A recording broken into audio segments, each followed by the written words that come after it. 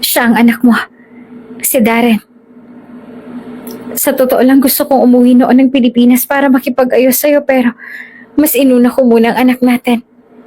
Kaya hindi na muna ako nakipag-communicate sa'yo. Charis, may asawa na ako. Hindi naman pwede na iwan ko siya para lang magkabalikan tayo. Unfair yan sa kanya. Sabi niya at hinarap siya ni Charis at pinakatitigan. Sino bang mas importante sa'yo? Ako o siya? Alam ko naman na mahal mo ko. Please, bumalik ka na sa akin, Benjamin. Bigyan mo muna ako ng ilang araw para makapag-isip, Charis. Hindi pwedeng basta-basta lang ako magdedesisyon. Naiintindihan kita, Bench. Sige.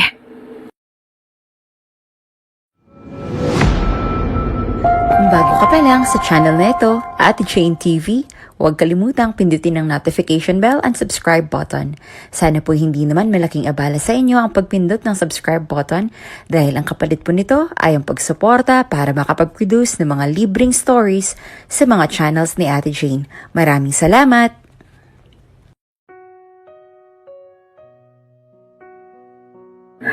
Pabagsak na nahiga si Benjamin sa kama na makapasok sa kanyang silid. Maghapon siyang abala at halos hindi siya nakakain ng maayos dahil sa dami ng pasyente. Napabuntong hininga na lamang si Benjamin dahil sobrang kalat ng kanyang silid. Last week lang niya nabili ang malaking bahay na ibinenta ng isang kakilala. Naghahanap pa siya ng katulong. Minsan, puro canned goods na lang ang ulam ni Benjamin o di naman kaya ay take out sa restaurant. Baka mas mauna pa siyang mamatay kaysa sa mga pasyente niya. Ang hirap naman kasi maghanap ng mapagkakatiwalaang kasambahay ngayon. 4:00 na ng hapon nang magising siya. Saktong tumatawag ang kanyang inang si Griselda. Sinagot naman niya ng binata. Ma'am, bakit napatawag kayo? Nayayamot na tanong ni Benjamin.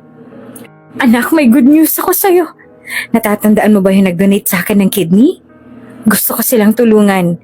Kaya inirerekomenda ko ang dalagang anak ni Rosana na maging katulong mo. Pwede ba yun, anak? Tanong ni Rosana. Well, maganda na yon. Hindi na mahihirapan si Benjamin na maghanap ng magiging katulong. At least iyon, kilala na ng kanyang ina. Okay, Mom. Papuntahin mo na lang siya dito sa bahay para makausap ko. Tugon naman ni Benjamin. Bumangon na siya ng kama at naghanda na ng pagkain. Mamaya ay shift naman na niya. Kailan ko naman siya papupuntahin riyan? Tanong pa ni Griselda. Bukas, mga 3:00 ng hapon. Mag-out kasi ako bukas sa mga 2:30 Sabi niya. Kaagad naman na sumang-ayon ang kanyang ina. Pinatay na ni Benjamin ang tawag dahil madami pa siyang gagawin. Anak, magkakaroon ka na ng trabaho. Kilala mo ba yung ginang na nangangailangan ng kidney? Tanong ni Rosana. Tumango naman si Rebecca. Oo, kilala niya ang ginang. Kinailangan kasi nila ng pera noon dahil ooperahan ng kanyang ama. Oo, Nay. Ano po ba yung trabahong ibibigay niya?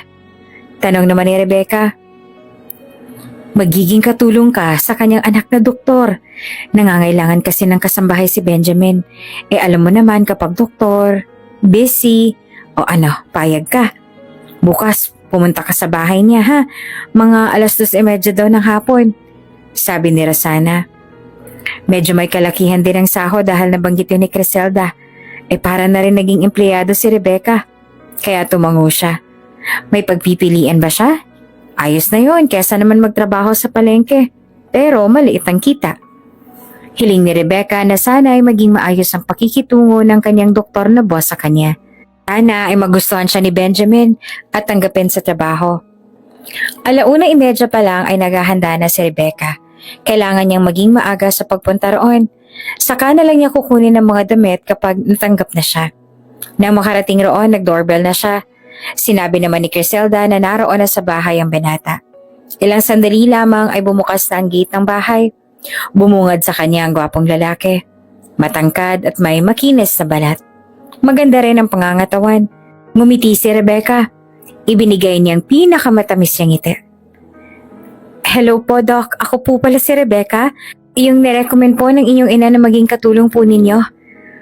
Tumangu-tangu lamang ang lalaki.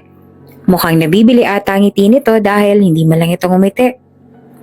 Okay, come on, at may kailangan ako malaman sa'yo. Sabi nito at dire-diretsong naglakad patungo sa loob ng bahay. Sumunod naman siya. Hindi niya maiwasang humanga sa ganda ng bahay. Iba talagang nagagawa kapag maraming pera. Nabibili ang gusto at nagagawa ang gusto. Naupo sila sa sofa. Anong pangalan mo at ilang taon ka na? Tanong ni Benjamin. Rebecca Ignacio po, 29 years old. Tugon naman ni Rebecca. Iginala niyang tingin sa buong bahay. May mga kalat sa paligid na sa tingin niya ay isang linggo ng mga hindi nalilinisan. Talagang busy ang doktor. Nakikita mo naman siguro ang bahay ko. Makalat to dahil busy ako sa trabaho. Kaya kailangan ko ng kasambahayan na all around. Tagalinis, tagalaba, tagaluto. 25,000 is your starting salary. Sabi ni Benjamin na ikinalaki ng mga mata niya. Ang laki po niyan, sir. Makakatulong po yan sa amin, sir. Ginagawa ko po ito para sa pamilya ko. At para makaipon din po ako pang matrikula ng bunso kong kapatid. Tuwang-tuwang sabi ni Rebecca. Nakatitig lamang sa kanya si Benjamin. Pagkawan ay napatango-tango ang binata. Okay, yan lang naman. Mom trusted your mother. And please, huwag mong sisirain ang tiwala ko. Hindi mo magugustuhan ang gagawin ko. Sabi nito at saka tumayo na lang. Magpapahinga muna ako, ikaw nang bahala rito sa bahay. Paggising ko, dapat may pagkain na ako. Sabi ni Benjamin tsaka tuloy-tuloy nang naglakad sa silid nito. May pintuan din sa kaliwa. Baka yun na magiging silid ni Rebecca. Napabuntong hininga siya. Hindi man lang umiti. Suplado naman ata. Pero ayos lang. Ang mahalaga, may trabaho na ako. Masigla niyang sabi tsaka nagsimula na sa mga gawain. Nagising si Benjamin ng bandang 9:00 ng gabi. Lumabas siya ng silid. Napanganga siya dahil napakalinis na ng salas. Wala nang kalat iyon. Napangiti ang binata. Hindi lang pala ang ganda ang meron ng babae. May ibubuga rin pala ito pagdating sa gawaing bahay. Wife material, ika nga. Kinastigo ni Benjamin ang sarili sa isiping iyon. She's just a housemaid. Aminin niya, na-attract siya sa babae kahit ang makita niya sa labas ng gate. Simple to pero maganda. Napatingin si Benjamin sa may kusina nang lumabas roon ang dalaga. Ngumiti naman si Rebecca nang magtama ang kanilang mga mata. Palangiti rin ng babae dahilan para lumabas ang dimple nito sa kaliwang pisngi. Sir, kamusta po ang tulog ninyo? Nagustuhan niyo po ba yung living room? Malinis na po ngayon. Masigla nitong sabi. Tumikim naman si Benjamin. Yes, nagustuhan ko. Maayos at malinis. Nakapagluto ka na ba? 10:00 ang shift ko ngayon. Sabi niya. Kaagad naman itong tumango. Mas lalo siyang humanga dahil mabilis magtrabaho ang babae. Malapit ko na pong matapos maluto yung pinakbet. Lutong Ilocano po yan na natutunan ko po sa kaibigan ko. Sabi naman ni Rebecca. Mukhang masarap pa. Pwede mo pa ba akong ipaghanda? Kaagad naman na tumango ang babae. Nagtungo na si Rebecca sa kusina. Sumunod naman siya sa dalaga. Napapikit naman ang binata nang maamoy ang ulam. Nagutom tuloy siya. Aba, mukhang masarap pa. Sabi ni Benjamin. Naku, masarap po yan, sir. Check ko po kung luto na, ha? Mabuti na lang at madami kayong gulay sa ref. Yung iba kasi malalantaan na rin. Sabi nito na ikiningiwi niya. Si Criselda ang naglagay nun sa refrigerator. Magluto naman daw ng gulay paminsan-minsan. Kaso nga, dahil hectic ang schedule ni Benjamin, hindi niya magawang magluto.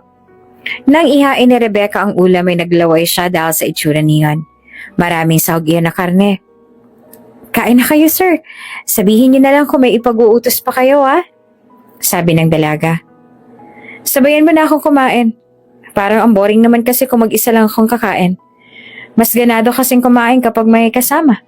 Baka mamaya nagugutom ka na pala. Alok pa ni Benjamin. Bigla namang tumunog ang tiyan ng dalaga na ikinatawa nilang pareho. Oh, Kitam, gutom ka na.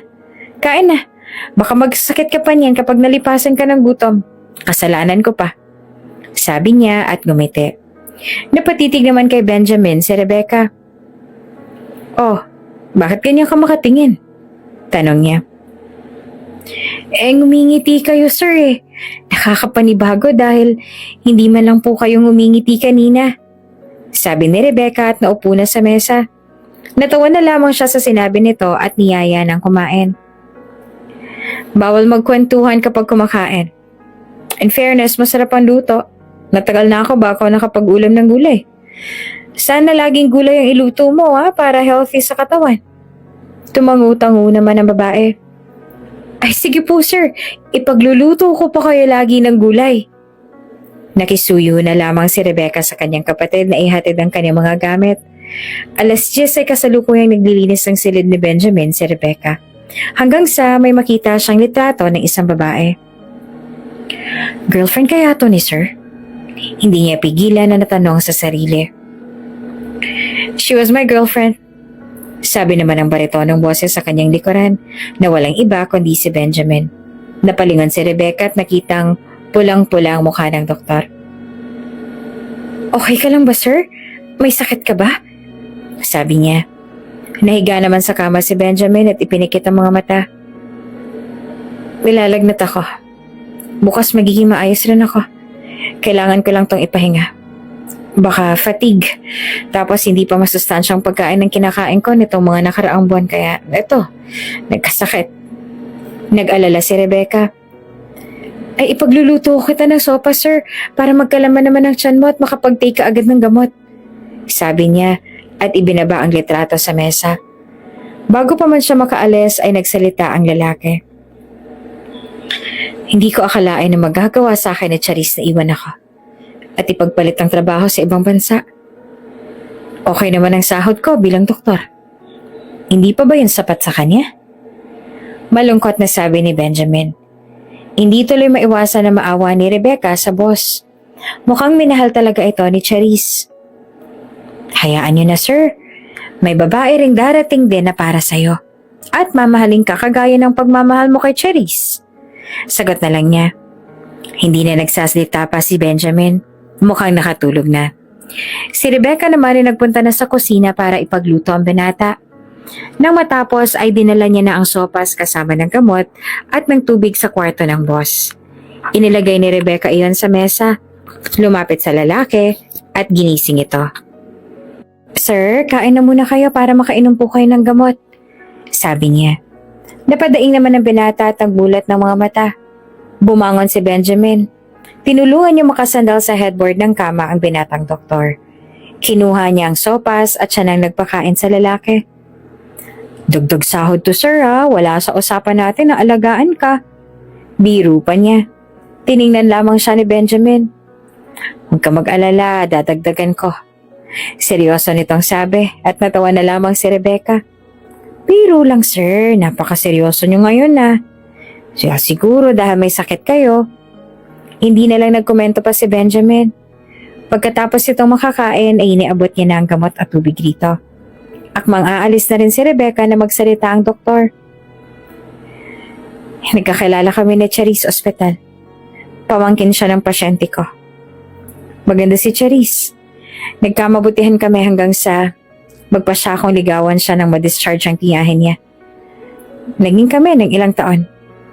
Hanggang sa inalok siya ng pinsan niya sa Italy ng magandang trabaho at sahod kaya yun. Iniwan niya ako. Sinabi ko na handa ako siyang hintayin pero hindi siya pumayag. Nakipaghiwalay siya sa akin para wala daw distraction. Pagkwento ni Benjamin, napatangu-tangu na lamang si Rebecca. Naaawa siya sa boss dahil sa pinagdadaanan pero ganun talaga ang buhay.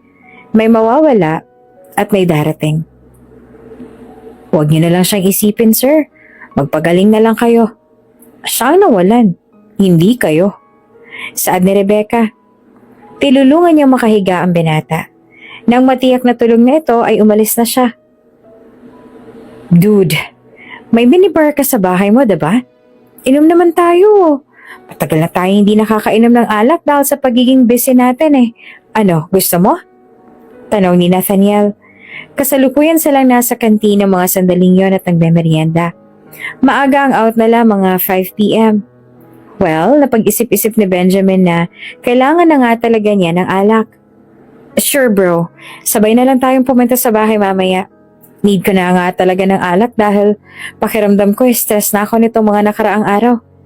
Tugon niya naman. Pagkatapos magmerienda ni Nathaniel at Benjamin, sabay na silang bumalik sa ospital. Pagkatapos ng shift nila, sakay ng kani-kanilang sasakyan, ay nagpunta na sila sa bahay ni Benjamin.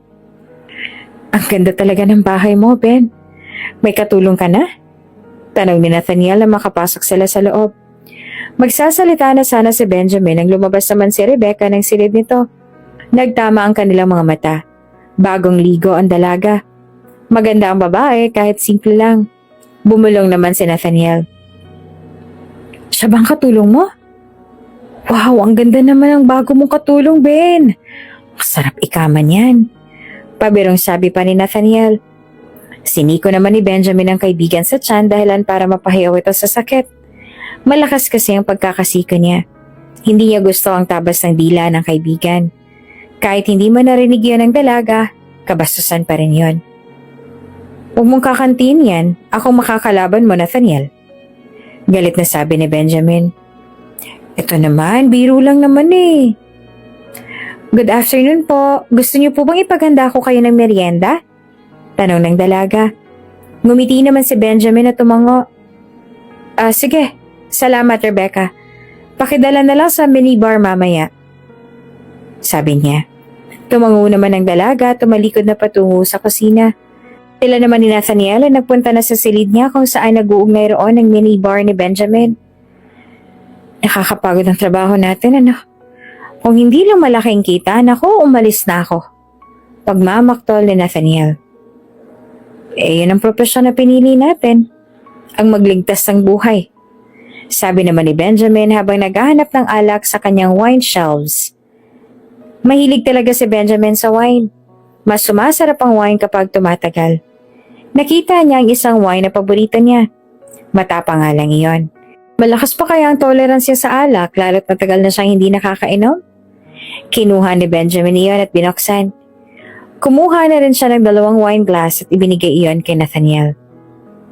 Mukhang masarap yung wine na yan, dude ah. Komento ng kaibigan. Ito, oo, paborito ko to. Medyo matapang nga lang, baka mamaya hindi ka na makauwi.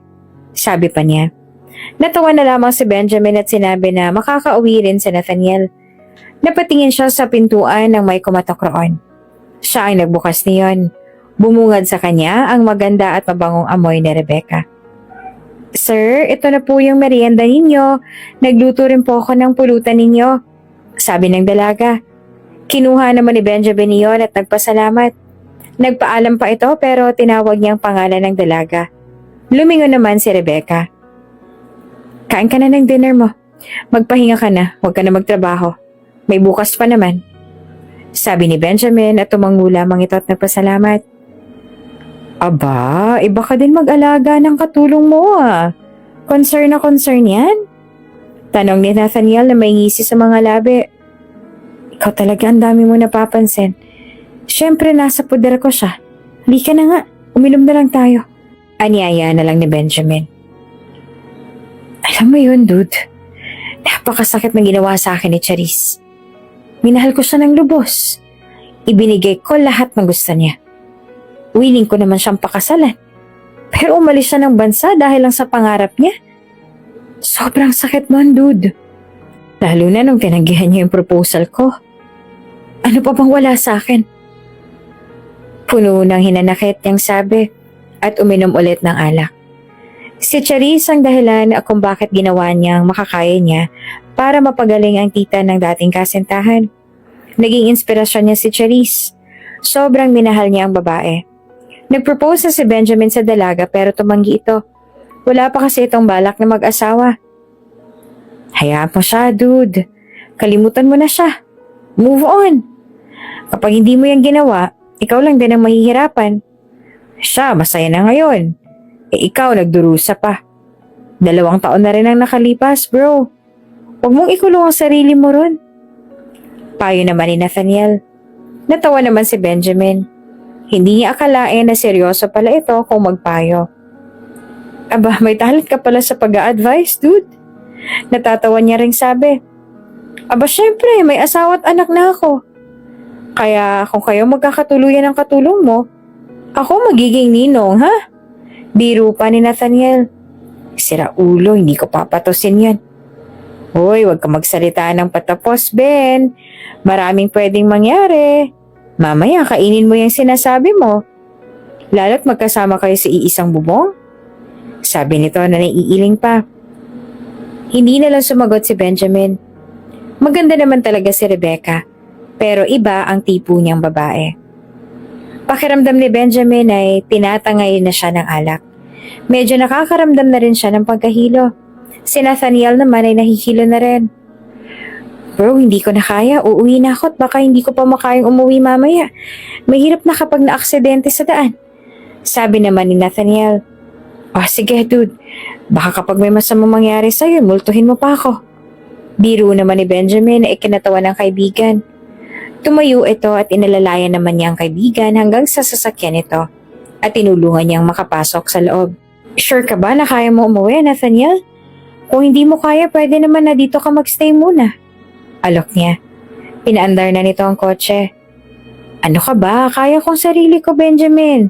Huwag mo akong alalahanin. O siya, aalis na ako ha. Sabi nito at saka pinaandar ng sasakyan palayo. Napailing-iling na lang siya. Akmang ihahakbang niya na ang paa patungo sa bahay nang mabuwal siya. Sakto naman na lumabas noon si Rebecca at nakita ang boss na nakasubsob na sa sahig. Mas lasing talaga si Benjamin kung ikukumpara kay Nathaniel. Dahil nga sa nag-open up siya ng problema sa kaibigan, ay naparami ang inom niya. Ano ba yan, sir? Bakit naman kasi napadaming inom niyo? Iyan tuloy ang napalanin niyo. Sabi ni Rebecca, habang inaalalayan ng lalaki na makapasok sa loob ng bahay patungo sa silid nito. Nang makarating roon ay inihiga niyang binata sa kama. Akmang aalis na si Rebecca nang hilahin siya nito kaya umibabaw siya sa katawan ng lalaki. Nagulat ang dalaga. Napakainit ng katawan ng binata. Sir, pakawalan niyo ako. Kailangan ko nang pumunta sa kusina para kumuha ng bimpo. Sabi ni Rebecca. Ngunit hindi nagpatinag ang lalaki. Sa totoo lang, sa ilang linggong pananatili ni Rebecca sa bahay ng boss, nagustuhan niya ito nang hindi sinasadya. Ano ba naman na hindi niyo magugustuhan napakabait ng amo at maalaga. Charisse, mahal na mahal kita. Sabi nito habang hinahaplos ang kanyang pisngi. Napapikit naman si Rebecca at dinama ang init ng palad nito. Hanggang sa halikan na siya ng binata. Tinugon niya naman iyon ng buong puso at pananabik. Hanggang sa bumaba ang halik ng binata sa kanyang leeg. Napapikit na si Rebecca at dinama na si Benjamin roon. Unti-unti ay hinubaran siya ng binata. Napapadaing siya sa bawat haplos ng lalaki sa kanyang katawan. Hindi niya alam ang gagawin ng mga sandaling iyon. Iyon ang unang karanasan ni Rebecca. Hanggang sa tuluyan na siyang angkinin ng binatang boss. At ilang sandali lamang ay narating na nila ang rurok ng kaligayahan. Pabagsak na nahiga si Benjamin sa tabi ni Rebecca. Hinaplos naman ni Rebecca ang pisngi ng lalaki. Thank you for this night, Sir Benjamin. Hindi ko to makakalimutan. Kung sakali man na magbunga to, huwag ka mag-alala. Hindi ko ipapaako ang responsibilidad ng bata sa'yo. Alam ko naman na si Charisse ang gusto mo Sabi ni Rebecca at tumulo ng mga luha sa mga mata. Gusto niya ang nangyari pero hindi niya alam kung anong mangyayari pagkatapos nito. Ipinikit niya na lang ang mga mata at tuluyan ng nakatulog dahil sa pagod. Nagising naman si Benjamin na masakit ang ulo. Ngunit napabalikwas ang bangon ng maramdaman ng sarili na walang saplot ang katawan. Napatingin ang binata sa katabi at nanlaki ang mga mata na makita si Rebecca na mahimbing na natutulog. Anong ibig sabihin nito? May nangyari sa amin? Nagtatakang tanong ni Benjamin sa sarili. Pinilit niyang alalahanin ang mga nangyari noong nagdaang gabi. Medyo malabo sa isip pero naaalala niya na may nangyari nga sa kanila ni Rebecca. Ano ba tong gusot na pinasukan mo, Benjamin? Naiinis niyang sabi at napasabunot sa kanyang buhok. Nagmulat naman ang mga mata si Rebecca. Nag-iwas siya ng tingin. Nahihiya naman ang binatang doktor dahil kinuha niya ang kainosentehan ng dalaga. May nakita siyang pulang marka sa bedsheet kanina. Benjamin, sorry kung may nangyari sa atin. Nadala lang din ako. Puno ng pagsisisi na sabi ni Rebecca. Ewan, pero nasasaktan siya dahil parang hindi naman bukal sa loob ng dalaga ang nangyari sa kanila. You don't need to say sorry. Hindi to mangyayari kung hindi dahil sa akin. Pananagutan kita kasi ako nakauna sa pagkababae mo. Determinadong sabi naman ni Benjamin. No need, Benjamin. Ayos lang ako. Don't worry, hindi ko ipapa. Naputo lang iba pang sasabihin ni Rebecca nang biglang bumukas ang pintuan ng silid ni Benjamin. Bumungad sa kanilang harapan ang mukha ni Criselda. Nanlaki naman ang mga matang napatitig sa kanila ang ginang. Tiningnan nito si Benjamin. May nangyari sa inyo ni Rebecca, Benjamin? Nagtatakang tanong ni Criselda. Yes, Mom. At handa akong panagutan si Rebecca. Hindi ko tatakasan ang ginawa kong kapangahasan. Ngumiti naman ng malapad ang ginang. Okay. Sa lalong madaling panahon ay maikakasal na kayo. For sure, magkakaroon na ako ng apo niyan. Bulalas pa ni Criselda. Nagpaalam na rin ito papunta ng kusina para magluto ng agahan. Napatingin naman si Benjamin sa dalaga. Nag-iwas ang tingin si Rebecca. Maraming salamat at pinanindigan mo ako. Hindi ko rin kasi alam ang gagawin ko kapag nalaman ng magulang ko na nabuntis mo ako kung sakali. Baka sabihin nila na malandi ako at pinatulan ko ang boss ko. Malumanay na sabi naman ni Rebecca. Huwag ka na mag-isip ng kung ano-ano. Pananagutan kita, Rebecca. Tumayo ka na dyan. Halika na sa kusina para makakain na tayo ng agahan. Sabi naman ni Benjamin. Pagkatapos makapagbihis ay sabay na silang lumabas ng silid at nagtungo sa kusina. Ilang linggo ang lumipas, idinaos na ang simpleng kasal ni na Rebecca at Benjamin sa simbahan sa bayan. Masayang-masaya ang mga tao sa pag-iisang dibdib ng dalawa. Sa kabilang banda naman, nalaman ni Charisse ang kasal ni Benjamin. So, ikinasal na pala siya sa isang katulong. Sa dami-daming pwedeng pakasalan, bakit sa katulong pa? Nang iinsulta na sabi ng babae. Anong balak mo ngayon? Balak mo pa man din na umuwi ng Pilipinas para makipagbalikan kay Benjamin.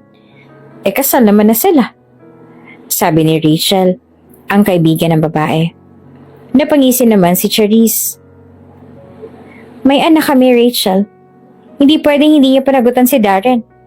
Aba, magkakagulo talaga kami kapag nagkataon. Sabi niya. Magsasalita pa sana si Rachel pero pinigilan na ito ni Charisse. Huwag ka na magsalita, Rachel. Kahit anong advice mo, hindi ko yung pakikinggan. Uuwi ako ng Pilipinas next week. Kailangan malaman ni Benjamin na may anak siya. Girlfriend nga, naaagaw eh. Asawa pa kaya? May annulment naman. Aniya habang may ngisi sa mga labi. Napailing-iling na lang si Rachel. Kahit anong gawin ito ay hindi talaga mahahadlangan ang balak ni Charisse. Sa 2 linggo na mag-asawa sina Benjamin at Rebecca, naging maayos naman ang kanilang pagsasama. Hindi nga lang nila pwedeng i-consummate ang kasal dahil nagpakasal lang sila dahil sa may nangyari sa kanila. Maghiwalay na rin sila ng silid. Ngunit sa 1 linggo na yon, ipinaramdam ni Rebecca ang pagiging asawa kay Benjamin. Nariyan na asikasong-asikaso niyang mga damit nitong susuotin. Minsan ay naghahanda rin siya ng merienda para sa asawa. Wala namang masabi si Benjamin roon. Napatingin pa si Rebecca sa bungad ng kusina nang pumasok roon ng asawa. Nakahain na ang almusal nito bago pumunta sa ospital. Nakahanda na ako ng almusal, Ben. Kain na tayo. Anyaya ni Rebecca sa asawa. Umupo naman si Benjamin sa mesa at nagsimulang kumain. Salamat sa pag-aasikaso sa akin, Rebecca. Mas naging madalihan lahat sa akin simula na maging asawa kita. Sabi nito at ngumiti lamang siya. Naku, wala yun. Asawa kita eh. Kaya gagawin kong lahat para sa'yo. Para hindi ka magsisi na ako na pangasawa mo. Sabi ni Rebecca at hindi na rin nagkomento pa si Benjamin at kumain na lang. Napakagatlabi naman si Rebecca. Iniisip kung kailan kaya siya nito magugustuhan. Oo nga pala, may mahal pala itong iba. Mahal pa pala ng asawang doktor ang ex na si Charisse. Pero maghihintay si Rebecca hanggang sa matutunan na siyang mahalin ni Benjamin. Oh, bakit nakabusangot ka dyan, Benjamin? Tanong ni Nathaniel sa kaibigan. Napabuntong hininga naman siya. Iniisip ko lang. Parang ang unfair lang dahil asawa ko na si Rebecca. Pero mahal ko pa rin si Charisse. Wala akong masabi kay Rebecca. Hands-on talaga siya sa pagiging asawa.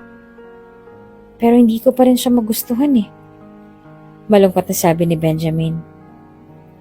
Paano naman kasi nagpakasal ka lang naman sa kanya dahil sa may nangyayari sa inyo? At hindi naman dahil sa may gusto ka sa kanya. Talagang mahirap yan. Pero at least 'di ba may naging katuwang ka na sa mga bagay-bagay? Sabi naman ni Nathaniel. Napabuntong hininga na lang si Benjamin at muling itinuloy ang pagkain.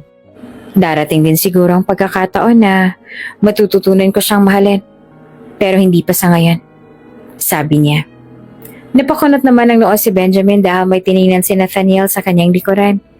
Ininguso iyon ng kaibigan. Lumingon ang doktor at gano'n na lang ang gulat niya nang makita si Charisse. Anong ginagawa ng babae roon? Napatayo si Benjamin. Patakbong lumapit sa kanya ang babae at niyakap siya ng mahigpit. I miss you, Benjamin. Kamusta ka na? Balita ko kinasal ka na.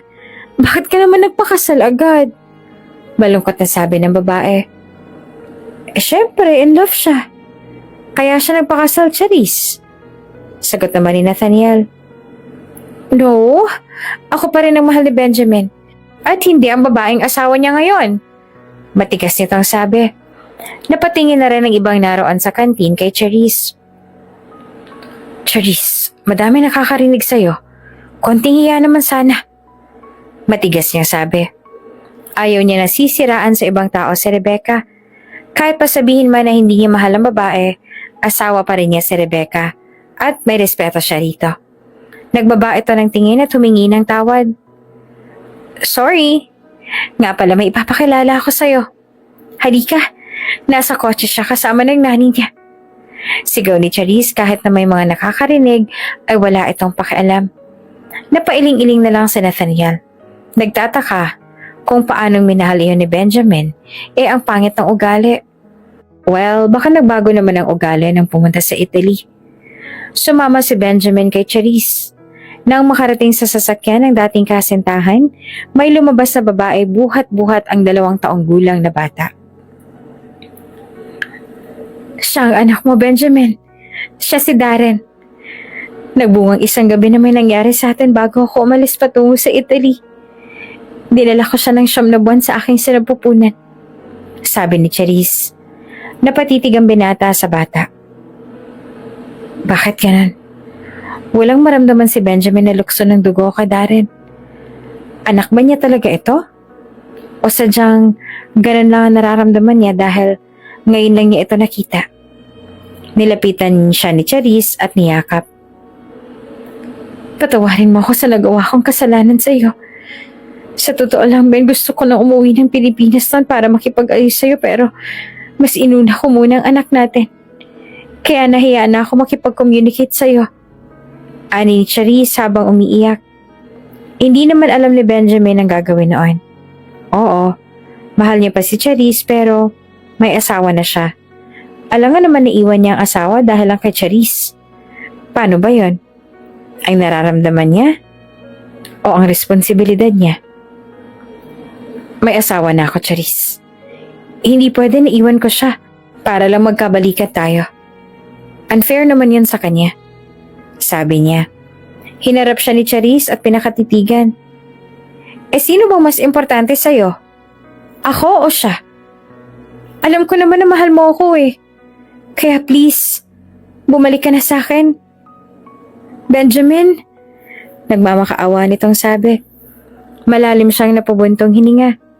Narito naman si Benjamin sa mga nangyayari.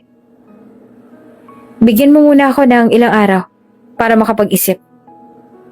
Hindi pwedeng magdesisyon ako basta-basta, Charisse. Sagot ng doktor at tumango naman si Charisse.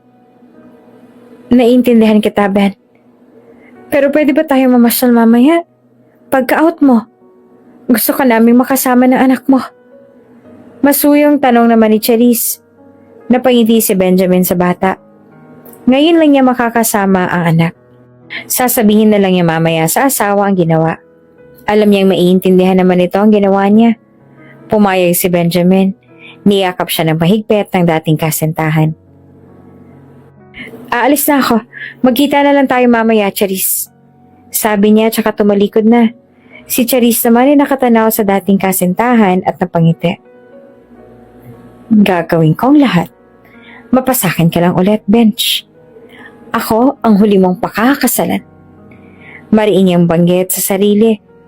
Ang yaya naman ng bata na naroon ay hindi maiwasang kilabutan sa sinabing iyon ng babae. Ngunit hindi na lang nito iyon pinansin. Ang pagtutuunan na lang niya ng pansin ay ang alaga. Pagka-out nga ni Benjamin ay namasyal sila ni Charis kasama si Darren. Kumain sila sa labas. At hindi alam ni Benjamin pero hindi siya masaya ng mga sandaling yon. Pero naisip niya na baka naninibago lang siya sa presensya ng babae. Inabot na sila ng hanggang alas 9 ng gabi. Nagpa siya ng magyaya na umuwi si Benj, lalo na't tulog na rin ang bata. Kailangan ko na umuwi. Baka magtaka si Rebecca at ginabi ako na uwi, sabi ni Benjamin. Bigla namang nainis si Charis pero naisip ng babae na kailangan niyang maging maamo para makuha si Benjamin. Okay, I understand. Mag-decide ka na, Benj. Kailangan ka namin ng iyong anak. Malumanay na sabi ni Charis. Tumango lamang si Benj at naglakad na sila palabas ng mall. Nang maihatid si Charis sa bahay nito, nagulat na lang siya nang bigla siyang halikan ng babae. Tinugon niya yon pero wala siyang maramdaman na kakaiba sa halik. Kaagad na pinutuloy ni Benjamin at nagpaalam. Napaisip na rin ulit na baka naninibago siya at pakiramdam niya ay nagtataksil siya sa asawa. Pagdating sa bahay, nadatnan niyang natutulog sa sofa si Rebecca. Nakaramdam siya ng awa. Marahil ay hinihintay ni Benjamin ang asawa. Binuhat niya si Rebecca patungo sa silid nito. Hindi ko alam kung anong desisyon ang gagawin ko. Nalilito ako, Rebecca. Sambit niya at saka lumabas na ng silid. Nang makarating sa sariling silid, nagulat na lang siya nang may nakahanda ng damit niya. Wala siyang masabi kay Rebecca. Matapos magbihis ay nahiga siya sa kama. Oo, namiss niya si Charis. Gusto niyang malaman ang sagot kapag nakipagbalikan siya rito. Napapikit siya. I'm sorry, Rebecca. But I need to do this. Mahal ko pa rin si Charis. At gusto ko siyang makasama. Sabi ni Benjamin. Nagising si Rebecca na nasa silid na siya. Nang pangiti siya na maisip ang asawa. Ito marahil ang nagdala sa kanya roon. Bumangon siya at nagpunta sa kusina at saka nagluto ng agahan. Pumasok si Benjamin. Good morning. Bakit ginabi ka ng uwi? Nag-OT ka ba? Tanong ni Rebecca. Tanda niya kasi ay alas 6 ang out ng asawa. Opo si Benjamin sa mesa at huminga ng malalim si Benjamin. Bumalik si Charis, Rebecca. Mahal ko pa rin siya. Gusto ko magkaayos kami. Lalo na't may anak kami. Sabi pa ni Benjamin. Napakagatlabi naman si Rebecca at sinikap na mailipat ang pritong hotdog at tosino sa plato dahil nanginginig iyon. Dinala niya iyon sa mesa.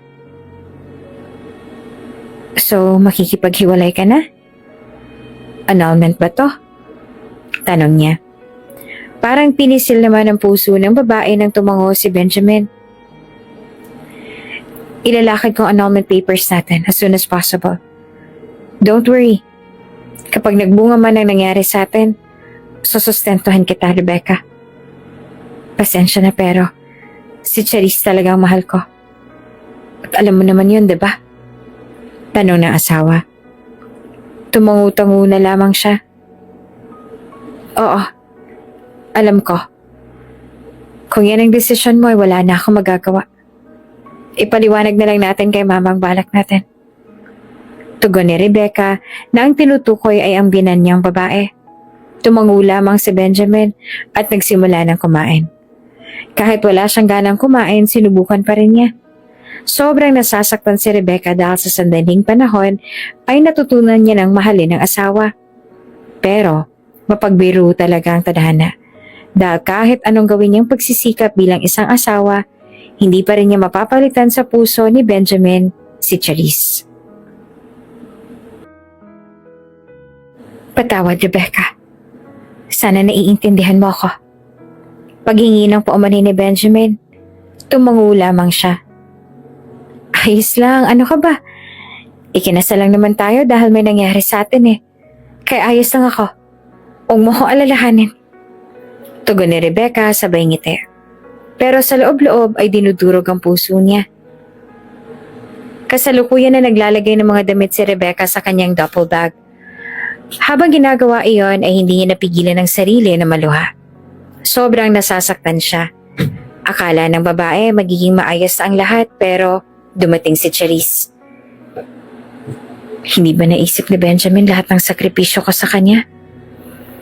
Yung mga nagawa ko sa kanya? Ani ni Rebecca habang umiiyak.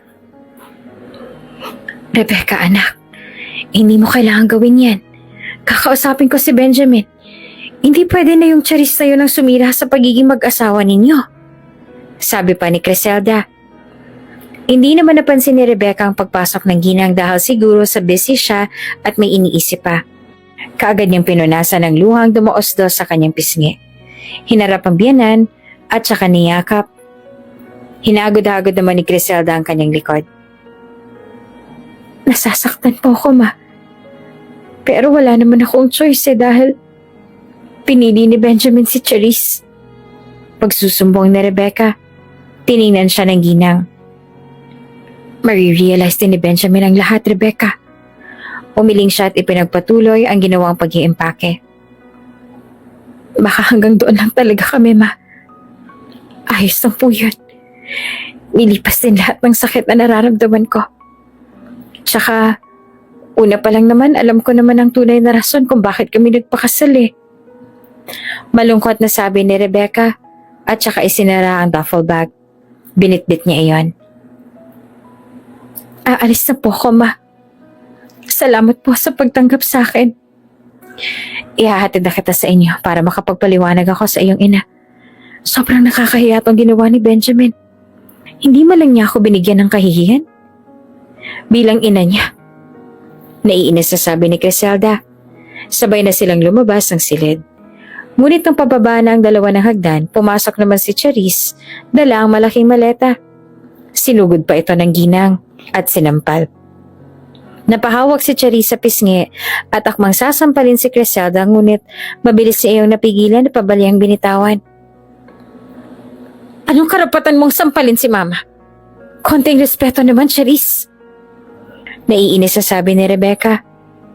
Maganda si Charisse pero walang silbi yun kung pangit ang ugali. At anong karapatan mong bawalan ako? Siya ang unang sumampal sa akin, no? Wala akong ginawang masama para gawin sa akin yun. Sigaw ni Charisse. Anong wala? Anong karapatan mong sirain ang pagsasama ni Rebecca at Benjamin? Ang tagal mong nawala. Tapos pabalik ka para lang mang-agaw ng asawa? Pwede ka naming kasuhan? Galit na sabi ng ina ni Benjamin. Natawa naman si Charisse. Kakasuhan? Ako ang pinili ni Benjamin, diba? At saka, ilalakad niya ng annulment pala ni Rebecca. Sigaw pa ng babae. Napatingin sila sa pintuan nang pumasok roon si Benjamin. Lumapit at niyakap na parang tuko ni Charisse si Benjamin. Sinaktan nila ako, Benj! Mangiyak-ngiyak na sabi ni Charisse. Hindi namin sinaktan si Charisse. Binabastos niya si Mama. Sabi ni Rebecca. Bumuntong hininga naman ang lalaki, tiningnan siya maging ang gamit niya. Aalis ka na? Tanong ng lalaki na hindi pinansin ang sinabi niya. Sobrang naiinis naman noon si Rebecca. Ayos lang sa kanya na hindi siya irespeto ni Benjamin. Pero sana naman, irespeto nito ang ina. Hindi mo ba ipagtatanggol si Mama? Wala ka man lang bang gagawin? Magkasalubong ang kilay na sabi ni Rebecca. Wala ako rito. Kaya hindi ko alam kung sinong paniniwalaan ko. Aalis na ako. Sana maging maligaya kayo ni Charisse, Benjamin. Sana magawa niyo mga ginagawa ko sa'yo. Paalam ni Rebecca, tsaka naglakad paalis. Ang ina naman ni Benjamin ay binulungan ng anak. Pagsisisihan mo tong naging desisyon mo. Iyang pagpili mo sa babaeng yan. Galit na tura ni Criselda at sinundan si Rebecca. Anak, anong ginagawa mo rito? Manghang tanong ni Rosana sabay tingin sa bitbit ng anak. Anong ginagawa po ninyo rito? Nag-away po bang mag-asawa kaya narito si Rebecca? Tanong ni Rosana kay Criselda. Magkaibigan na rin kasi ang dalawa. Nakipagbalikan si Benjamin sa dating kasintahan. May anak kasi sila, Nay. Sagot naman ni Rebecca. Malakas ang pakiramdam ko na hindi anak ni Benjamin ang bata. Wala akong maramdaman na lukso ng dugo. Kung kinakailangan na pa i-DNA test ang bata, gagawin ko. Matigas na sabi ni Criselda. Saka na lang po natin pagplanuhan yan kapag ayos na po ang lahat. Pagod na po ako at gusto ko na pong magpahinga. Tugon ni Rebecca at saka tumayo na at nagtungo sa silid. Nagkatinginan na magbalae. Hayaan mo na muna siya. Nasaktan siya sa nangyari. Tayo na lang ang gumawa ng paraan para mabulgar ang sikreto ni Cherise. May paninindigan na sabi ni Criselda. Dahil may naipon naman si Rebecca mula sa pagtatrabaho kay Benjamin, idagdag pa ang dati niyang ipon noong nagtatrabaho siya sa bayan, nagtayo siya ng mini grocery store sa bayan at bigasan. Ayos na yon, panimula. Naging maganda ang daloy ng negosyo lalo't nagtutulungan ng kanyang mga kamag-anak na i-market iyon. Isang araw ay may naging customer siya. May discount ba kung kukuha ko ng madamihan? Tanong ng lalaki. Tumango naman si Rebecca. Yes sir, may discount po. Ilang bulto po bang kukunin ninyo? Every week ako kukuha rito dahil kailangan ko yon para sa mga trabahador ko. Libre kasi ang pagkain nila. Magiliw nitong sabi. Naku, maraming salamat po sir. Malaking tulong po yun sa negosyo ko. Wika naman ni Rebecca. Napatitig ang binata sa dalaga. Hindi niya akalain na napakaganda nito kahit simple lang. Actually, napadaan lang siya doon nung isang araw at nakita ang dalaga. Nagka-crush siya rito. Balak din niyang i-recommend ang negosyo ng babae sa kapwa niya, asyendero. Gusto niyang tulungan ang dalaga. Nakikita niya kasi rito ang determinasyon na mapalago ang negosyo. May mga pinsan akong hasyendero, i-recommend ko ang tindahan mo para sa kanila. Sabi niya pa. Muli naman nagpasalamat si Rebecca sa binata. Nang mailagay ng pinsan ni Rebecca ang 10 sako sa mini truck ng binata, ay umalis na ang mga ito. Feeling ko ate may gusto siya sa'yo, sabi ni Ian, ang kanyang pinsan. Napasimangot naman si Rebecca. Naku Ian, kung ano-anong naiisip mo. Ngayon lang kami nagkita, no? Magkakagusto agad siya sa akin. Natatawang sabi ng dalaga. Ate, lalaki ako. At makikita ko yun sa mga mata ng isang lalaki. Tsaka madalas ko siyang makita na dumadaan dito at pinagmamasdan ka. Sabi pa ni Ian. Hindi na lang niya pinansin ng pinsan at pumasok na sa loob ng tindahan. Tinupad nga ng binata ang sinabi na i-recommend ang kanyang tindahan sa mga asyendero na kagaya nito. Labis-labis ang pasasalamat ni Rebecca sa binata na nagngangalang Alfred. Ang laki nang naitulong mo sa akin, Alfred. Lumakas ang tindahan ko. Gumanda ang income. Sabi ni Rebecca. Makikita sa mukha ni Rebecca ang saya. Pinakatitigan siya ni Alfred. Paano ba naman kasi dumarami rin ang mga nag-grocery sa store kaya kailangan niyo pang magdagdag ng paninda. Baka soon palakihin na ni Rebecca iyon.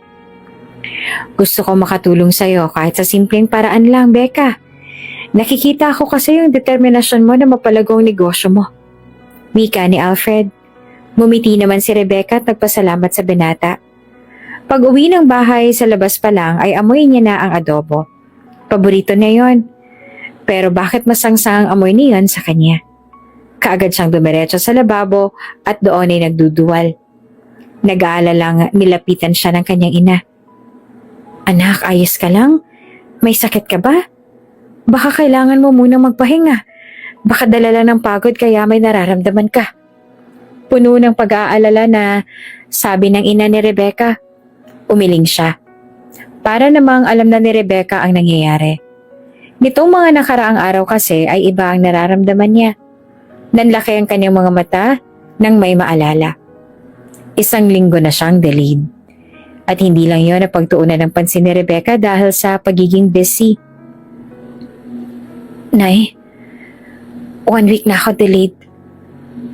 Tingin ko buntis po ako, Nay. Masayang sabi naman ni Rebecca. Ngumiti lamang ang ginang. Hindi mo ba sasabihin kay Benjamin na buntis ka, anak? Tanong nito at natawa naman siya. Para saan po? Kaya ko naman buhayin ang anak ko. Hindi ko siya kailangan, Nay. Iniwan niya na ako kaya walang dahilan para malaman pa niyang pagbubuntis ko. Mariin na sabi ni Rebecca. Pero, sasabihin ko naman po sa mga nugang ko. Hindi naman yun pwedeng hindi malaman ni Criselda. Sa kabilang banda naman, masayang kumakain si Cherise habang nanonood ng telebisyon. 7:00 na yon ng gabi ngunit hindi pa siya nakakapagluto ng ulam. Kanin lang niluto niya sa rice cooker pa. Pakiramdam niya ay buhay prinsesa siya sa bahay ni Benjamin. Dahil ganoon naman talaga siya kung itrato noon ng lalaki. Pagdating ni Benjamin sa bahay, lumabas na ang doktor ng sasakyan pagkatapos maiparada iyon. Pumasok siya sa loob ng bahay. Nadatnan niya si Charisse na prending nakaupo sa sofa habang ang anak naman ay nasa sahig at naglalaro. Good evening, babe. Kamusta ang trabaho?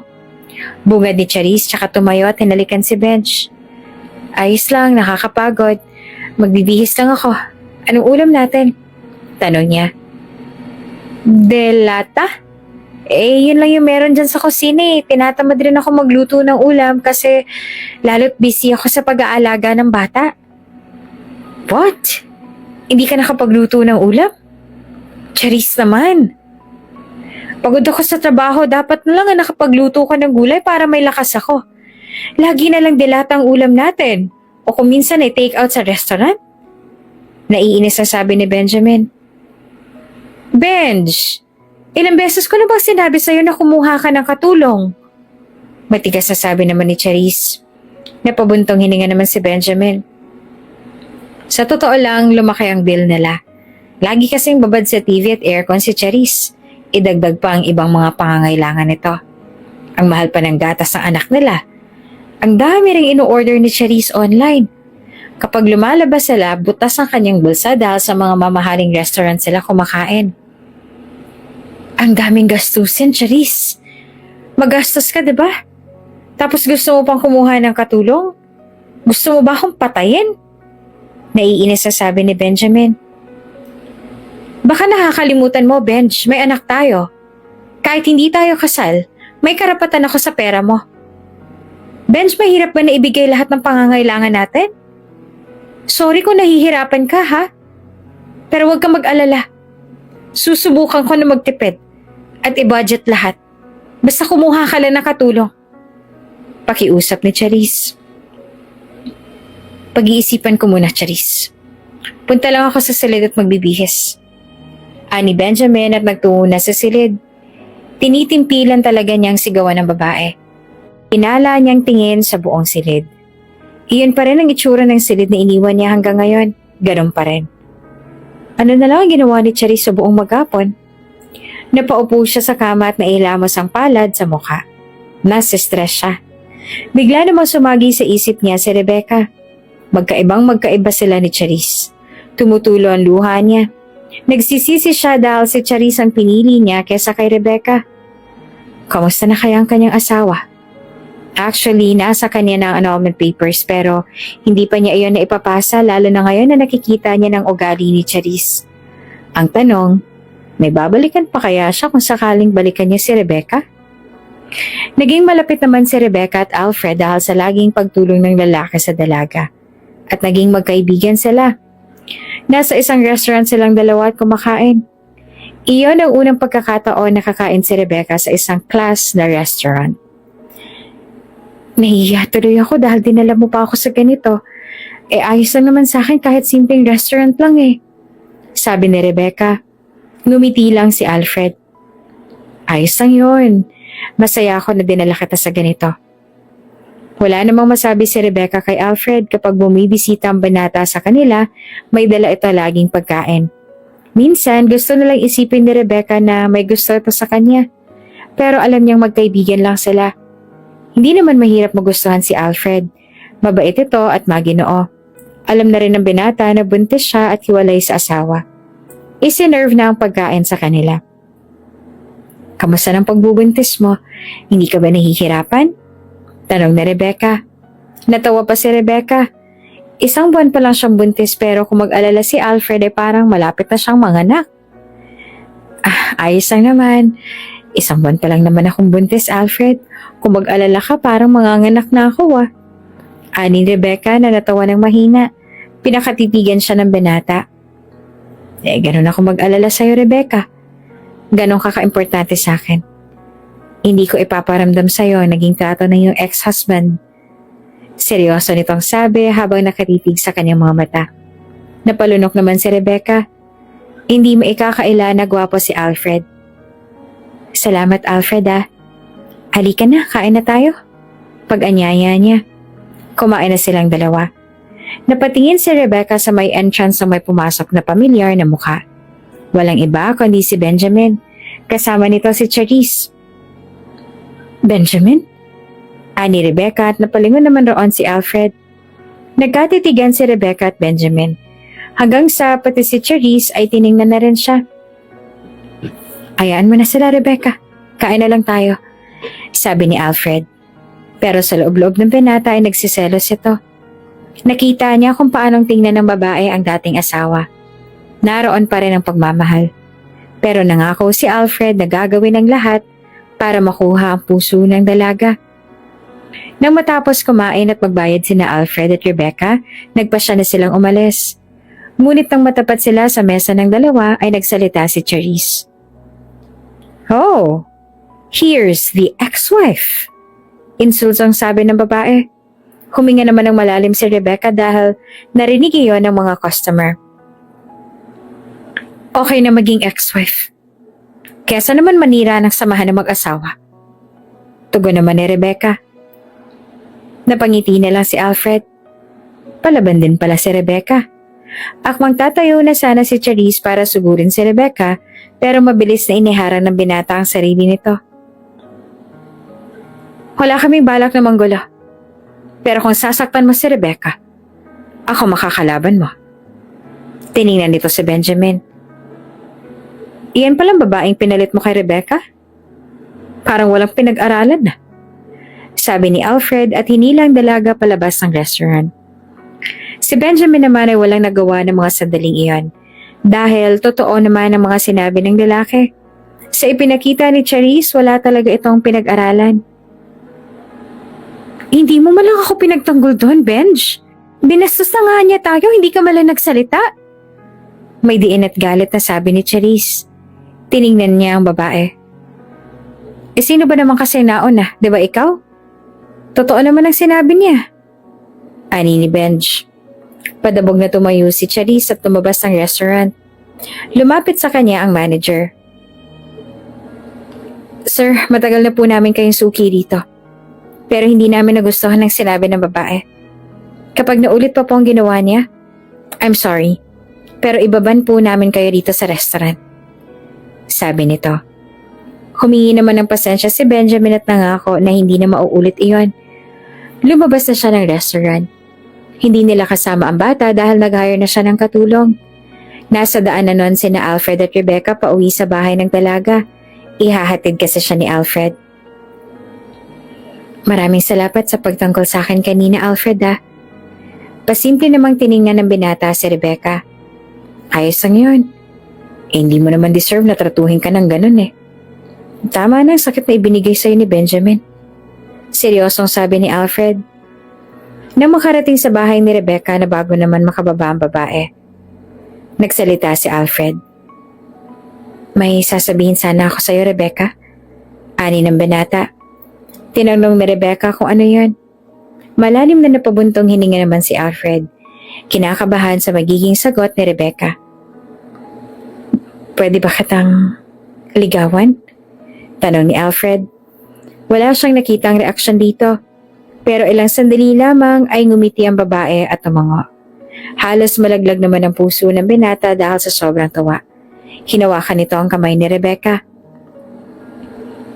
Salamat sa pagpahig na ligawan ka, Rebecca. Matagal ko na itong gustong gawin pero natatakot ako't nahihiya. Pero naisip ko na wala namang mangyayari kung hiyang paiiralin. Sabi ni Alfred. Mabait ka, Alfred. Ikaw ang dahilan kung bakit umasenso ang negosyo ko. At isa ka sa naging instrumento. At gusto ko na rin magmahal ulit. Ani Rebecca habang nakangiti. Bumaba na nga si Alfred at pinagbuksan na ng pintuan ng babae. Tsaka inihatid na sa bahay nito. Binati nito si Rosana. Tita, gusto ko pong ligawan si Rebecca at pumayag na po siya. Ngayon ay magpapaalam naman po sana ako sa inyo kung pwede ko po bang ligawan ng iyong dalaga? Tanong ni Alfred. Napatingin naman si Rosana kay Rebecca. Kung pumayag naman na pala si Rebecca, bakit hindi? Pero buntis siya sa ibang lalaki. Ayos ang ba yun sa'yo? Ayoko rin naman na sa bandang huli magsakripisyo ang anak ni Rebecca dahil hindi mo siya kadugo. Sabi ng ginang. Seryoso namang napatitig ang binata sa dalaga. Handa po akong tanggapin lahat kay Rebecca, Nay. Sagot naman ni Alfred. Sa kabilang banda naman, sobrang nahihirapan na si Benjamin dahil sa mga luho ni Charisse at sa mga iba pang gastusin. Wala na siyang naiipon. Hanggang isang gabi nadatnan niyang walang pagkain. Walang pagkain, Charisse? Hindi ka nagluto? Naiinis na sabi ni Benjamin. Paano ako makakaluto? Wala naman akong kasama na mag-aalaga ng bata. Di magluto ka na, may rice cooker at gas stove naman. Minsan naman pagsilbihan mo naman ang sarili mo, wag na lang puro ako. Galit na sabi ni Charisse. Charisse, pagod ako sa trabaho. 2 buwan na ako nagtitiis pero sobrang nakakapagod na. Maghiwalay na tayo. Wala rin namang saysay na nandito ka sa bahay dahil hindi mo naman ako napagsisilbihan. Galit na sabi ni Benjamin. Nag-resign kasi ang katulong nila dahil sa ugali ni Charisse. At babalik ka kay Rebecca? Tatanggapin ka pa kaya nun? Ani nito na natatawa. Hindi niya na lang ito pinansin. Nagtungo si Benjamin sa silid ng babae at kinuha ang malaking maleta nito. Ilagay mo lahat ng damit mo at umalis ka na rito, Charisse. Kung inaalala mo yung bata, ako nang bahala sa kanya. Susustentuhan ko lang siya. May diin niyang sabi. Mukhang na-realize naman ni Charisse ang mga sinabi na hindi maganda. Sorry, Bench. Huwag mo naman ako itakwil. Pangako magbabago na ako. Mangiyak-ngiyak nitong sabi. Umiling siya. Kapag nag-aaway tayo, lagi mong sinasabi na magbabago ka. Pero walang nangyari. Umalis ka na. Mas gugustuhin ko pang tumirang mag-isa rito kesa magkaroon ng kasamang babae na walang naitutulong sa akin. Seryosong sabi ni Benjamin. Kitang-kita sa mukha ni Charisse ang sakit. Nang hindi naman kumilos si Charisse, siya na ang kusang naglagay ng mga damit ng babae sa duffel bag. Niyakap siya ni Charisse. No, don't do this to me. Umiiyak nitong sabi. Umalis si Benjamin. Umalis ka na, Charisse. Samantala, ang ina naman ni Benjamin ay nakagawa na ng paraan para matuklasan ang lihim ni Charisse. Meron na siyang buhok at saliva ng bata. Kakuntsaba niya na ang katulong ni Benjamin para makuha iyon. Ngayon ay naroon si Criselda sa bahay ni Rebecca at kausap si Rosana. Nasa akin ang sample ni Darren. Ibibigay ko to sa anak ng amiga ko na may kaalaman sa DNA test. Malakas talaga ang kutob ko na hindi tunay na anak ni Benjamin ang bata. Kaso, kahit malaman na hindi anak ni Benjamin ang bata, malabo naman ang magkabalikan pang dalawa dahil may nanliligaw na kay Rebecca. Sabi naman ng ina ni Rebecca, tulungan mo ako na mag-aayos ng dalawa balae. Pakiusap ni Criselda ngunit umiling na pa si Rosana. Ay sa pagkakataong yan ay hindi na kita mapagbibigyan balae. Hindi ko na dapat pinapakialaman ang desisyon ng anak ko. Lalo na't mabait na bata rin si Alfred. Anak mo ang nagloko. Prangka nitong sabi. Nagbaba naman ang tingin ng ginang at humingi ng sorry. Wala hayaan mo na yon. Basta ang mahalaga, malaman ni Benjamin ang katotohanan. Nakangiting sabi ng ina Rosana. Tumayo ng ina ni Benjamin at nagpaalam na papunta sa laboratorio. Pagdating nito, kaagad na ibinigay sa doktor ang hawak na sample ng bata at kay Benjamin. Sabihin mo lang ang presyo at ibibigay ko sa'yo. Kailangan ko ng sagot sa mga tanong sa aking isipan. Ani ni Criselda. Makakaasa po kayo, tita, sabi ng binata ng doktor. Nagpaalam na ang ginang na aalis. Pagkapasok nito sa sasakyan, hiniling nito na sana totoo lahat ng haka-haka niya. Malakas ang kutob ni Criselda na hindi anak ni Benjamin ang bata. Dahil kung anak pa nito si Darren, di sana matagal na nagpakita si Charisse kay Benjamin. Day off ngayon ni Benjamin at ang balak niya ay puntahan si Rebecca sa pwesto nito. Isang linggo niya nang sinusundan ng dating asawa at madalas siyang makita ang lalaki. Naiinis siya at the same time ay nagsiselos dahil sa pagiging sweet ng dalawa. Ano bang dapat gawin ni Benjamin para makuha ulit ang loob ni Rebecca? Gagawin ko ang lahat para makuha ka ulit, Rebecca. Hindi pa tayo hiwalay. Dahil hindi ko pinasa ang annulment papers natin. Sabi ni Benjamin. Permado kasi iyon ni Rebecca. Huminga siya ng malalim at lumabas ng sasakyan. Napatingin naman sa kanya ang dalawa na nag-uusap. Ngumiti siya kay Rebecca. Magandang tanghali. Pwede ba kitang makausap, Rebecca? Tanong ni Benjamin. Kumunat naman ang noo ni Rebecca. Anong ginagawa mo rito, Benjamin? Tanong ng babae. Gusto ko lang sabihin sa'yo na hindi pa tayo hiwalay. Hindi ko pa napasa yung annulment papers natin kaya mananatili pa rin tayo mag-asawa. Lakas loob niyang sabi. Iyon ang pinanghahawakan ni Benjamin sa kanilang dalawa ni Rebecca. Natawa naman si Alfred. Mag-asawa? Ikaw naman ang sumira nun. Tapos ngayon babalik ka na parang walang nangyari? Nang iinsulto na tugon naman ni Alfred. Natamaan siya noon. Totoo naman ang sinabi ni Alfred pero hindi siya magpapatalo sa lalaki. At least we're still married. Matigas niyang sabi. Still married? Pero may babaeng kinakasama? Sabi ni Alfred. Napiko na siya at akmang lalapitan at susuntukin si Alfred nang humarang sa Rebecca. Huwag ka magkakamaling saktan siya, Benjamin. Ikaw ang pumunta rito. Bakit hindi si Charisse ang puntahan mo? Bakit nandito ka? Hindi na makita ni Benjamin ang mga mapupungay na mata ni Rebecca na nakikita niya noong mag-asawa pa sila. Ang dating malambing nitong boses ay hindi niya na marinig. Ano pa bang aasahan niya? Naghiwalay na kami, Charisse. Hindi kami magkasundo.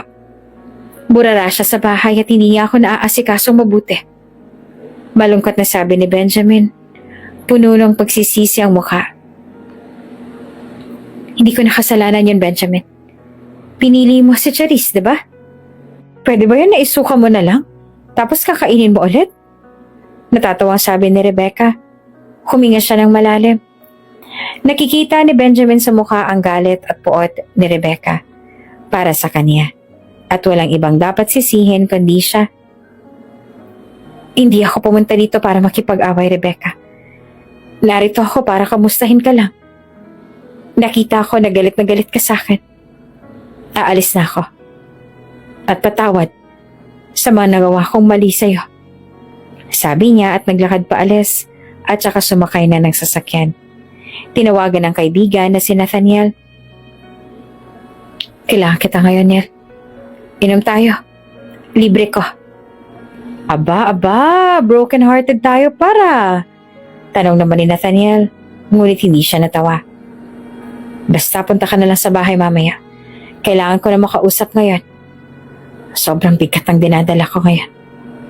Nag-usap kami ni Rebecca. Ani ng doktor. Okay, pagka-out ko pupunta ako dyan. Mabuti na lang at mabait ang asawa ko at inaanak mo si Daniel. Kung hindi, malamang hindi ako payagan ng asawa ko. Natatawa naman itong sabi. Matapos magpasalamat ay pinasibad na ni Benjamin ang sasakyan habang tumutulo naman ang mga luha sa kanyang mga mata. Ngayon niya na-realize na mahal niya si Rebecca. Nasa huli talaga ang pagsisisi. Napaupo naman si Rebecca pagkatapos umalis ni Benjamin. Parang may pumipisil sa kanyang puso nang makita ang itsura ng dating asawa. Nasaktan si Benjamin sa mga sinabi niya. Aminin man niya o hindi, mahal pa rin niya ang lalaki. Hindi na lang siya nahiya na pumunta rito. Matapos ng mga ginawa niya sa'yo. May lakas pa talaga siya ng loob para magpakita sa'yo. Galit na sabi ni Alfred. Hayaan mo na, Fred. Wala namang masama sa ginawa niya. Kung hindi pa niya naipasa ang annulment papers namin, then we are still married, sabi ni Rebecca. Kita naman niya ang lungkot na gumuhit sa mukha ng binata. May bala ka pa bang balikan siya, Rebecca?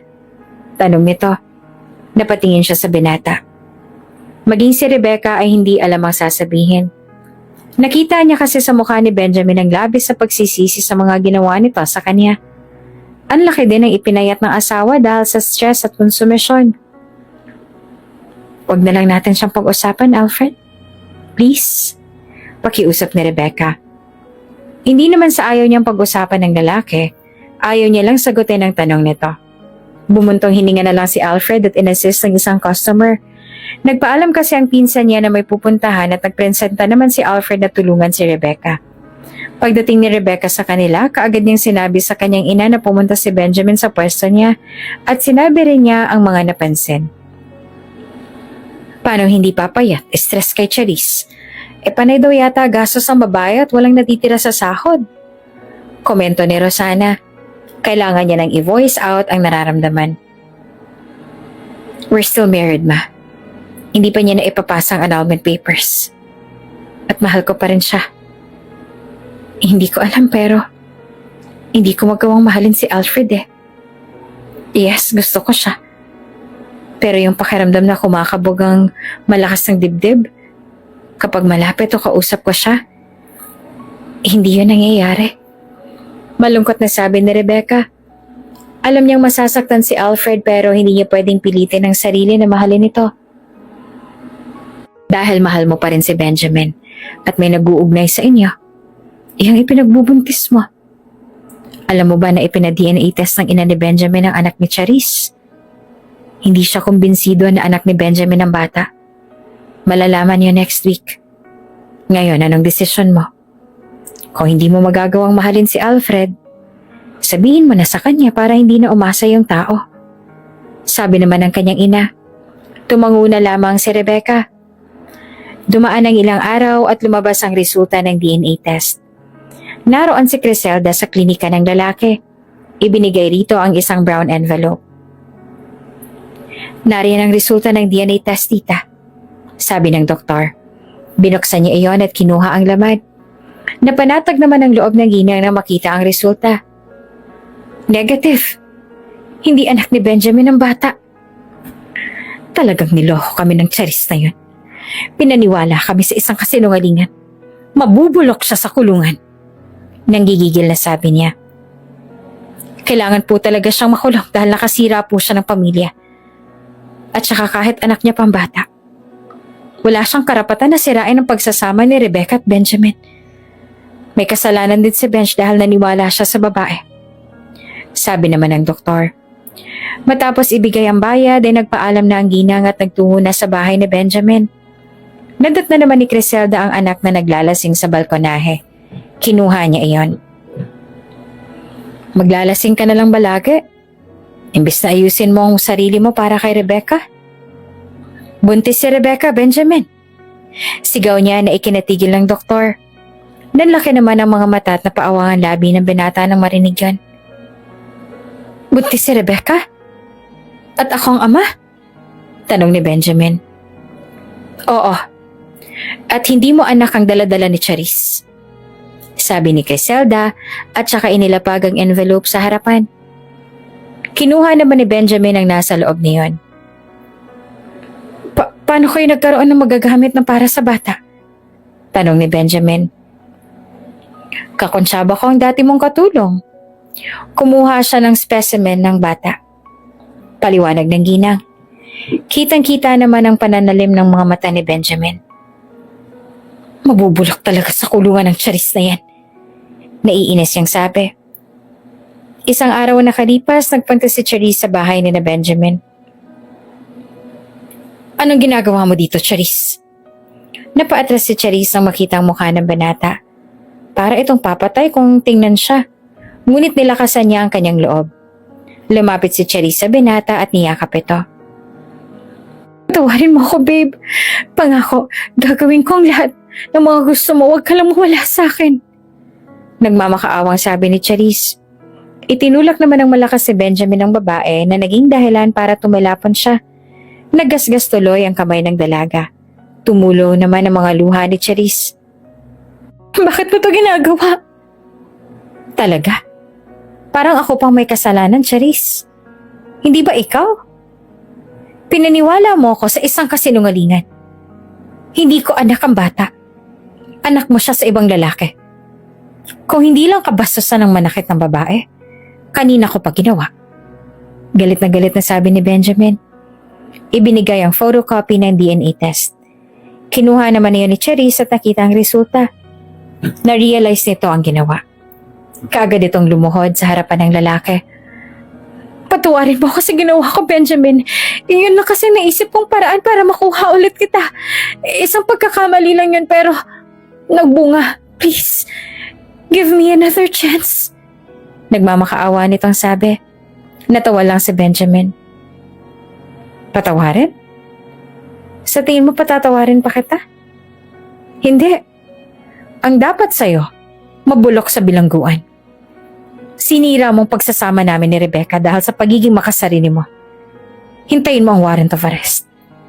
Sabi ni Benjamin at saka tumalikod. Pero tumigil din saglit. Umalis ka na. Baka pabalya pa kitang paalisin. Tumayo naman si Charisse at tumalikod na. Tumulong mga luha sa mga mata ni Benjamin. Iyon ang unang pagkakataon na umiyak siya buhat na maghiwalay sila ni Charisse. Mas masakit ngayon kumpara sa paghihiwalay nila ni Charisse. Nagdesisyon si Benjamin ng padalos-dalos at sa naging desisyon niya, nasaktan niya si Rebecca. Ngayon, hindi niya alam kung makukuha pa niya ang asawa kay Alfred. Kaagad na inasikaso na mag-ina ang warrant of arrest para kay Charisse. Matibay ang ebidensya laban sa babae. Nang ma-issue ang warrant of arrest, pinuntahan na nila ang bahay ng tiyahin ni Charisse kung saan tumutuloy ang dalaga. Anong ginagawa niyo rito? Nagtatakang tanong ng tiyahin ni Charisse nang makita ang mga pulis sa labas ng bahay. Narito po kami para hulihin si Charisse dahil sa pagbibigay ng maling impormasyon kay Benjamin. Kaagad na ibinigay ni Benjamin ang DNA test na ipinakita ni Charisse noon at ang tunay na DNA test. Napag-alaman na peke ang dokumento na ibinigay ni Charisse. Napatingin sa pintuan si Benjamin nang makita ang babae. Takot ang makikita sa mukha ni Charisse. Lumapit ang mga pulis dito.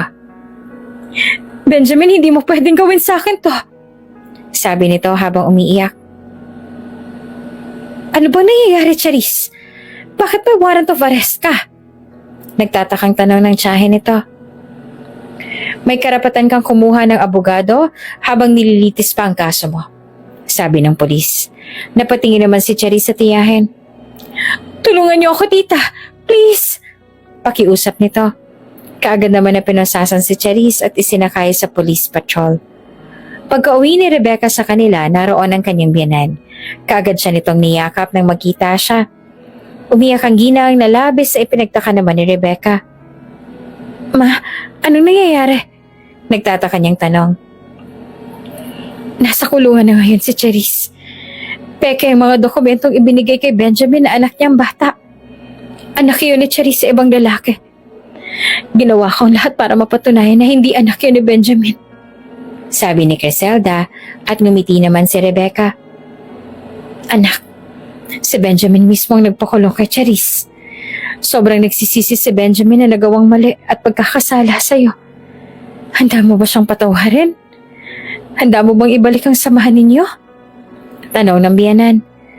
Nang mga sandaling yon ay natuwa naman si Rebecca dahil nagawang ipakulong ni Benjamin si Charisse sa kasalanan nitong nagawa. Hindi niya alam pero nanumbalik ang pagmamahal niya kay Benjamin. Hindi ko pa po masasabi sa ngayon, ma. Kung gagawa siya ng paraan para bumalik ako sa kanya, baka sakali. Sabi pa ni Rebecca. Ngumiti naman ang ginang. Gagawin ni Benjamin lahat na magagawa niya para lang bumalik ka sa kanya, Rebecca. Umaga iyon at abala sa pag-i-inventory si Rebecca ng kanyang mga paninda ng mga sandaling iyon nang may dumating na delivery boy. Kaagad niyang inassist ang delivery boy. Ma'am, delivery po, sabi ng binatilyo sabay abot ng box at isang nakaplastik. Ano to? Tanong ni Rebecca. Bulaklak po, chocolates, galing po kay Benjamin. Tugon ng delivery boy. Bumilis naman ang tibok ng puso ni Rebecca nang marinig ang pangalan ng binata. Iyon ang hindi niya maramdaman kay Alfred. Kaagad niyang pinirmahan ng resibo at inabot iyon sa lalaki. Matapos magpasalamat, excited na pumasok sa loob ng tindahan si Rebecca at binuksan ang plastik. Napakagatlabi pa siya nang makita ang napakagandang bulaklak na iyon. 2 malalaking box ng cookies ang laman ng isang box. Iyon ang paborito niyang cookies. Nagulat siya nang may nag-message sa kanyang cellphone. Walang iba kundi si Benjamin. Tinatanong ng lalaki kung natanggap niya na ba ang mga pinadala nito. Ayaw namang maging bastos ni Rebecca kaya tinugon niya ng, "Oo, natanggap ko na. Maraming salamat." Bandang hapon iyon ang maging bisita niya si Alfred. Nakita naman ng binata ang pumpon ng bulaklak at cookies na nasa gilid. Kanino galing yung bulaklak? Tanong ng binata habang madilim ang mukha na nakatingin sa kanya. Hindi naman maiwasang kilabutan ni Rebecca pero pinanatili niya ang sarili na kalmado. Hindi naman siguro siya sasaktan ni Alfred. Kay Benjamin, pinadala niya kanina. Sagot ni Rebecca at lumapit si Alfred sa kanya at hinawakan ng kanyang kamay. Napakagatlabi siya dahil nasaktan siya. Bakit? Ano pa bang hindi ko na ibibigay sa'yo para ganituhin mo ako? Alam mo na ngang niloko ka ni Benjamin, di ba? Pero nagpapakatanga ka pa rin. Mahirap ba akong mahalin? Puno ng galit na sabi ni Alfred habang titig na titig sa kanyang mga mata. Natakot si Rebecca sa paraan ng pagtitig nito na para bang papatayin siya. Bitawan mo ako, Alfred! Nasasaktan ako! Pagsusumamo niya. Mukha namang na-realize ni Alfred kaya agad siyang binitawan nito. Napasabunot naman ang binata sa puhok. Huminga ng malalim para kumalma at saka malamlam ang mga matang tumingin sa kanya. Sorry, hindi ko sinasadya. Sobrang nagalit lang ako. Nagsiselos ako kay Benjamin. Wika ni Alfred at nilapitan siya. Ngunit umatras na si Rebecca. Huwag kang lalapit. Sige, aalis muna ako. Hindi ko sinasadya, Rebecca. Aalis muna ako. Bukas babalik ako, baka sakaling kumalma ka na. Sabi nito at saka umalis na. Kahit ipinagpalit siya ni Benjamin, never siya nitong sinaktan. Well, hindi naman siya masasaktan ni Benjamin dahil wala naman siyang ginagawang masama rito. Pero malakas ang kutob ni Rebecca na hindi siya kayang saktan ni Benjamin. Nangihina naman na paupo si Rebecca. Buo ang desisyon niya. Kailangan niya nang putulin ang panliligaw sa kanya ni Alfred. Hindi pa nga sila magkasintahan, nagawa na siya nitong saktan. Kanina pang nakangiti si Benjamin. Hindi naman mawaglit sa isip niya ang text sa kanya ni Rebecca. Masaya siya dahil tinanggap nito ang kanyang regalo. Ganado tuloy siyang magtrabaho. Bigla namang nag-ring ang telepono niya. Sinagot niya iyon at binati ang nasa kabilang linya. Ako to, si Alfred. Pwede ba tayong mag-usap? Magkita tayo. Tanong ng nasa kabilang linya. Bigla namang tumalim ang kanyang mga mata. Alam niyang tungkol kay Rebecca ang dahilan kung bakit ito tumatawag kaya ito nakikipagkita sa kanya. Well, mas maganda na rin yon na makapag-usap sila. Sumang-ayon siya sa sinabi nito at sinabi kung saan sila pwedeng magkita mamayang hapon. Nang matapos ang tawag ay naikuyom niya ang kamao. Gagawin kong lahat. Makuha lang si Rebecca. 4:00 ng hapon ay naroon na si Benjamin. Ilang saglit lamang ay nakita niya si Alfred sa entrance. Seryoso lamang ito nakatingin sa kanya. Nang makarating ang lalaki sa mesa ay binati siya nito. Maupo ka, Mr. Alfred. Ani at inuwestra ang upuan sa harapan nito. Naupo na rin ito. Anong pag-uusapan natin? Pasensya na pero direct to the point na tayo. Madami pa akong gagawin. Isisingit ko lang makipagkita. Ani ni Benjamin. Tungkol kay Rebecca. Iniwan mo na siya, di ba? Tapos ngayon babalikan mo. Para ano? Lokohin ulit? Marunong ka na sanang tumanggap ng pagkatalo. Seryoso nitong sabi. Nainis siya pero totoo naman ang sinabi nito na iniwan niya si Rebecca. Pero hindi totoo na lolokohin niya ulit ang asawa. Lahat naman tayo nagkakamali. Ngunit lahat ng tao ay may karapatan na magbago, Alfred. At yung sinasabi mo na lolokohin ko ulit si Rebecca? Nagkakamali ka. Hindi ko na yung gagawin sa kanya. Alam mo kung ikaw ang sasagutin ni Rebecca, tatanggapin ko ang aking pagkatalo. Pero lumalaban ako ng patas, Alfred. Mariin niyang sabi. Alam kong sasagutin ako ni Rebecca sooner, Benjamin. At kapag nangyari yon, tigilan mo na kami. Ani ni Alfred tsaka tumayo. Iyan lang ang gusto kong sabihin. Sana marunong kang mahiya. Matapos mo ipagpalit si Rebecca, may gana ka pang makipagbalikan sa kanya. Sobrang kapal naman ng mukha mo. Matigas itong sabi tsaka umalis na. Naikwento ni Rebecca sa ina ang ginawa ni Alfred sa kanya. Sobrang galit na galit ang ginang. Hindi siya makakabuti sa'yo, Rebecca. Anong plano mo ngayon? Tanong naman ni Rosana. Sasabihin ko sa kanya mamaya na itigil niya ng panliligaw sa akin. Sobra pa ako natakot kahapon kung paano niya ako tiningnan. Sobrang nakakakilabot. Ani Rebecca nang maalala ang nangyari kahapon. Pagkatapos magbihis, nagpunta na si Rebecca sa pwesto. Makalipas lamang ang 2 oras, dumating si Alfred na may hawak na bugkos ng bulaklak. Alam niyang mahal ang bilin niyon. Lumapit ang binata sa kanya at iniabot iyon. Sorry sa nangyari kahapon. Please accept my apology. Paghingi ng paumanhin ni Alfred. Makikita sa mukha ng lalaki ang labis na pagsisisi.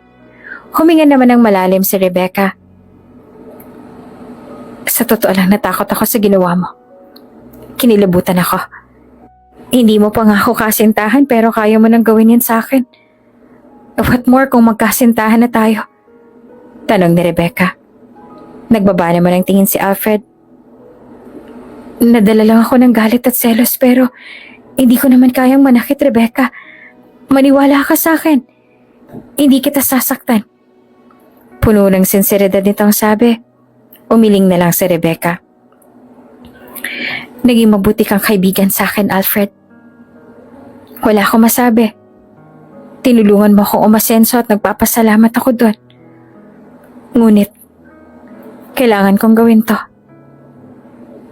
Ayoko magkaroon ng trauma. I'm sorry. Pero itigil mo ng panliligaw sa akin. Mahahanap mo rin ng babae na para sa'yo. May ngiti sa labi na sabi ni Rebecca. Natigilan naman si Alfred. Hindi niya inaasahan na iyon ang sasabihin ni Rebecca. At ano, babalikan mo si Benjamin? Tanga ka ba, Rebecca? Niloko ko na nga, babalikan mo pa. Samantalang ako, lagi lang nasa tabi mo nung magsisimula ka pa lang pero mas pipiliin mo pa yung taong yun? Galit na sabi ni Alfred. Alfred, nagpapasalamat ako dahil tinulungan mo ako sa maging maayos ang negosyo ko. At tatanawin kong utang na loob yun sa'yo. Pero hindi naman pwedeng piliin kita. Dahil lang sa tinulungan mo ako. Kung pipiliin kita, ay dapat dahil mahal kita. Pero I'm sorry. Hindi ko magawang mahalin ka. Seryosong sabi ni Rebecca. Nabitawan niyang bulaklak dahil sa mahigpit na hawak ni Alfred sa kanyang kamay. Niloko mo ko. Pinaasa mo ko. Tinulungan kita pero ito lang ang igaganti mo sa akin. Sigaw nito. Ngunit nagulat na lamang si Rebecca nang may humila kay Alfred at suntukin ito sa mukha. Walang iba kundi si Benjamin. Napasubsob ito sa sahig. At anong karapatan mong saktan si Rebecca? Bait-baitan ka lang pero may tinatago ka palang ugali. Galit na sabi ni Benjamin.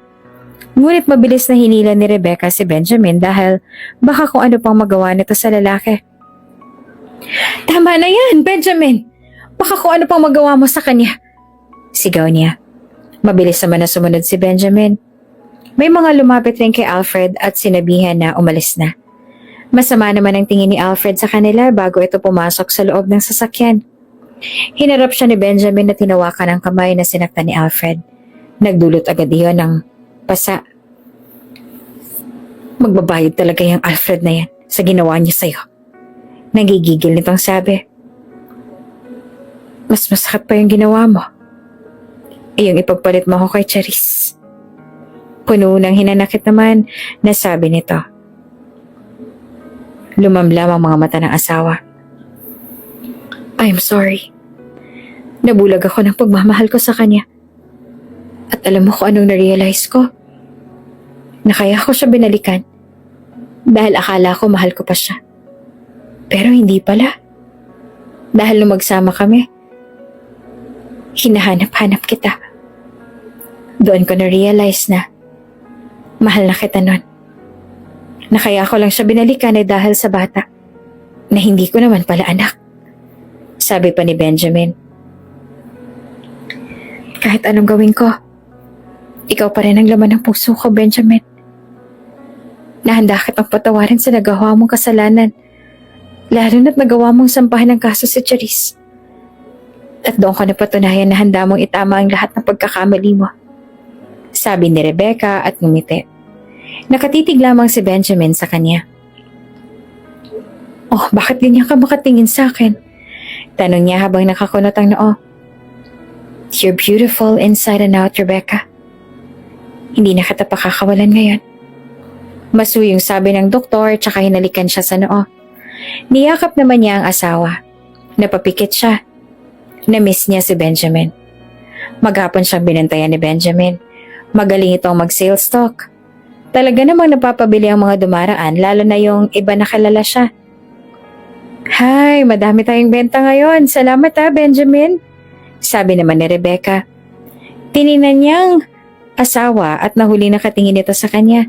Kumunot naman ang noon ni Rebecca. Oh, bakit ganyan ka makatingin? Para ngayon mo lang ako nakita Biro niya at inasikaso ang pagbibilang ng pera sa kaha. Nagulat na lamang siya nang yakapin siya nito at isandalang baba sa kanyang balikat. Namiss lang kita. Masaya ako ngayon dahil kasama na kita. Salamat dahil pinatawad mo ako. Maraming salamat at tinanggap mo ulit ako. Madamdamin na wika ni Benj. Humarap si Rebecca sa asawa at kamuntik nang maglapat ang kanilang labi. Lahat ng tao deserve ng second chance. Lalo na kung nagsisisi naman talaga ito. Bakit mo pala hindi pinasa ang annulment papers natin? Nagdududang tanong ni Rebecca.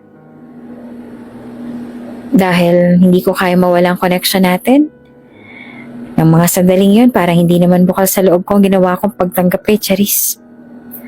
Punong-puno ng pagsisisi na sabi ni Benjamin. Hinawakan naman ni Rebecca ang pisngi ng asawa. Hayaan mo na, tapos na yun. Ang mahalaga ay ayos ng lahat. Napapikit siya ng dahan-dahan na inilapit ni Benjamin ang labi nito sa kanya. Di naman niya ang halik nito. Masuyo iyon at punong-puno ng pagmamahal. Pabili po! Kaagad na naghiwalay ang dalawa. Naku, istorbo naman yun. Ngayon nga lang ang moment natin Naiinis sa sabi ni Benjamin na ikinatawan niya naman. Bawi ka na lang mamayang gabi. Dali, bentahan mo na para makauwi na tayo. Sabi ni Rebecca at kumislap naman ang mga mata ni Benjamin sa sinabi niya ni Rebecca at nagmamadaling binentahan ng bumili. Natawa na lamang siya. Habang tinitingnan ng asawa na nagtitinda, labis naman ang tuwa na nararamdaman niya. Sobrang saya niya ng mga sandaling yon dahil nagkaayos na silang mag-asawa. Alam niyang wala nang hahadlang sa pagmamahalan nila. Nang matapos sila sa pag-aayos at naisara ng maigi ang tindahan, sumakay ng dalawa sa sasakyan ni Benjamin at pinausad iyan ng lalaki pauwi kina Rebecca. Masayang masaya si Benjamin. Ipinapangako niya sa sarili na magiging mabuti siyang asawa kay Rebecca at magiging mabuting ama sa kanilang magiging anak. Nang makarating sa bahay, inalalayan niya ang asawa sa pagbaba. Nang makapasok sa loob ng compound, kita naman ang gulat sa mga mata sa ina ni Rebecca. Gulat dahil magkasama sila. Lumapit siya sa ginang at nagmano. Anong ibig sabihin nito? Ayos na kayo? Nagtatakang tanong ni Resana. Ngumiti naman si Rebecca. Yes, Nay. Pinatawad ko na po si Benjamin. He deserves a second chance. Malakas ang paniniwala ko na hindi niya na ulit gagawin yon. Sabi ni Rebecca na ang tinutukoy ay ang panluloko niya sa asawa. Hinawakan naman ni Benjamin ang kamay ng asawa at pinisili yon. Tiningnan niya ng seryoso ang ginang. Totoo po ang sinabi ni Rebecca, Nay. Hindi na po mauulit yon. Tama ng isang pagkakamali. At dapat ay matuto na roon. Tiningnan siya ng seryoso ng ginang. Dapat lang, Benjamin. Dahil once na ginawa mo ulit yon, wala ka nang babalikan pa. Tumango at ngumiti naman si Benjamin. Pumasok na sila sa loob ng bahay. Niyaya na silang kumain ng ina ni Rebecca. Anak, sabihin mo na sa kanya mamaya para alam niya na. Sabi ng ginang. Naguluhan naman si Benjamin sa sinabi ng biyanan. Ano kayang dapat niyang malaman? Tiningnan niya si Rebecca. Saya ang makikita sa mukha nito. Hindi na siya nagtanong pa. Total, malalaman rin naman niya iyon mamaya. Nang matapos silang kumain, ang ina ni Rebecca nang naghugas ng mga plato. Bawal sa'yo mapagod, lalo na't maghapon ka sa pwesto. Magpunta na kayo sa silid at magpahinga. Utos nito na kaagad naman nilang sinunod. Nang makapasok sila sa silid ay nagsimula na magubad sa harapan niya si Rebecca. Hindi na ito nahihiya sa kanya at gusto niya ang kanyang nakikita. Maliligo lang ako bago ko sabihin ng good news sa'yo, ha? Mamaya, masosolo mo na ako. Sabi pa ni Rebecca at kinindatan pa siya. Nagtaka naman si Rebecca dahil nakatitig lang si Benjamin sa kanya. May dumi ba ako sa mukha? Umiling naman si Benjamin. Parang may ideya na siya sa balitang sasabihin nito. Wala. Naiisip ko lang yung sasabihin mo. Buntis ka ba? Tanong niya. Natigilan naman si Rebecca. Sinasabi na nga ba niya? Nag-uumapaw ang puso niya. Ngumiti si Rebecca at tumango. Totoo? Buntis ka? Magiging ama na ako. Paniniguro ni Benjamin. Oo nga. Isang buwan na akong buntis, Bench. Magiging maggulang na tayo. Sigaw ni Rebecca. Niyakap niya ang asawa at hinalikan ng mariin sa labi. At dahil tanging underwear lang suot niya, malaya niyang nahawakan ang pribadong parte ng katawan ng asawa. Napadaing ito. At takmang ibababa niya ng halik sa leeg ng asawa nang ilayo nito ang sarili sa kanya. Maliligo lang ako. Hindi pwedeng ganitong amoy ko, no? Sabi ni Rebecca na natatawa. Sige, dalian mo Susunod ako mamaya. Nang matapos maligo si Rebecca, sumunod na rin si Benjamin. Isinuot naman niya ang kanyang nighties. Pagkalabas ng asawa ay mabilis itong lumapit sa kanya at siniil siya ng halik sa labi. Hanggang sa bumaba iyan sa kanyang leeg. Napapikit siya kasabay ng mahinang pagdaing. Dahan-dahan siyang inihiga ni Benjamin sa kama at kinubabawan. Inalis ang kanyang nighties at sinuyod siya ng tingin mula ulo hanggang paa. Napakaganda mo, mahal. Wala na akong ibang sasambahin, kundi ikaw lang. Mahal na mahal kita. Sabi ni Benjamin. Puno naman ng pagnanasa ang mga mata. Kaagad na nagtungo sa ibabang parte ng kanyang katawan at iyan naman ang sinamba. Napaawang naman ang labi dahil sa sarap na nararamdaman. Napabaling pa ang kanyang ulo sa kaliwat kanan dahil sa hindi maipaliwanag na sensasyon na lumulukob sa kanyang pagkatao. Hanggang sa pag-isahin na ni Benjamin ang kanilang katawan. Napapikit na lang si Rebecca at dinamang lalaki. Napadaing siya ng paulit-ulit. Halos pagpawisan siya kahit na aircon naman ang kanilang kwarto. Mas lalong naging mapusok pa si Benjamin. Napuno ng daing ang buong kwarto nang marating nila ang rurok ng kaligayahan. Magkayakap ngayon na nahiga ang dalawa. Nakaunan si Rebecca sa braso ng asawa habang nilararo ang balahibo ni Benjamin sa dibdib. Iyon ang pinakamasayang lovemaking nilang dalawa ni Benjamin. Humarap sa kanya ang asawa. Excited na ako na maging ama. Ipinapangako ko na gagawin ko ang buo kong makakaya para sa inyo. Puno ng pagsuyo na sabi ni Benjamin habang hinahaplos ang kanyang pisngi. May tiwala ako sa'yo, Bench. Mula ngayon, ibibigay ko yan. At alam ko na hindi mo yung gagawin. Saad naman ni Rebecca. Nagulat na lang siya na may luhang naglanda sa pisngi ni Benjamin. Uy, bakit ka umiiyak? Huwag mo sabihin bakla ka. Biro naman niya. Natawa naman ito at puno ng pagsuyo siyang tinitigan. Kung maibabalik ko lang sana ang nakaraan. Sana hindi ko na lang ginawa yun. Sana nanatili na lang ako sa'yo. At hindi na sana nagpadaig ng emosyon. Sana hindi na kita nasaktan. At sana naging naputol pa ang iba niyang sasabihin dahil inilapat na ni Rebecca ang hintuturo nito sa kanyang labi. Shhh! Huwag mo nang balikan ang nakaraan. Tapos na yon. Ang mahalaga, yung ngayon. Okay na ako. Bawi ka na lang. Mahaba pa naman ang panahon para bumawi sa akin at sa amin ng anak mo. Sabi ni Rebecca. Napapikit na lang siya nang halikan siya ni Benjamin sa labi at sa huling pagkakataon ay nag-isa ang kanilang katawan. Maaga nagpaalam si Benjamin dahil sa trabaho. Si Rebecca naman ay maaga rin nagpunta sa tindahan para asikasuhin ang negosyo. Hindi siya nagulat nang wala ng ibang mga suki niya na ibinigay sa kanya ni Alfred. Noon lang niya na-realize na hindi pala bukal ang pagtulong sa kanya ng binata. Well, hindi naman niya ito masisisi dahil may karapatan nitong magalit sa kanya. Bandang 6:00 na nang magsundo siya ni Benjamin. Oh, bakit ganyan ang itsura mo? Puna sa kanya ng asawa.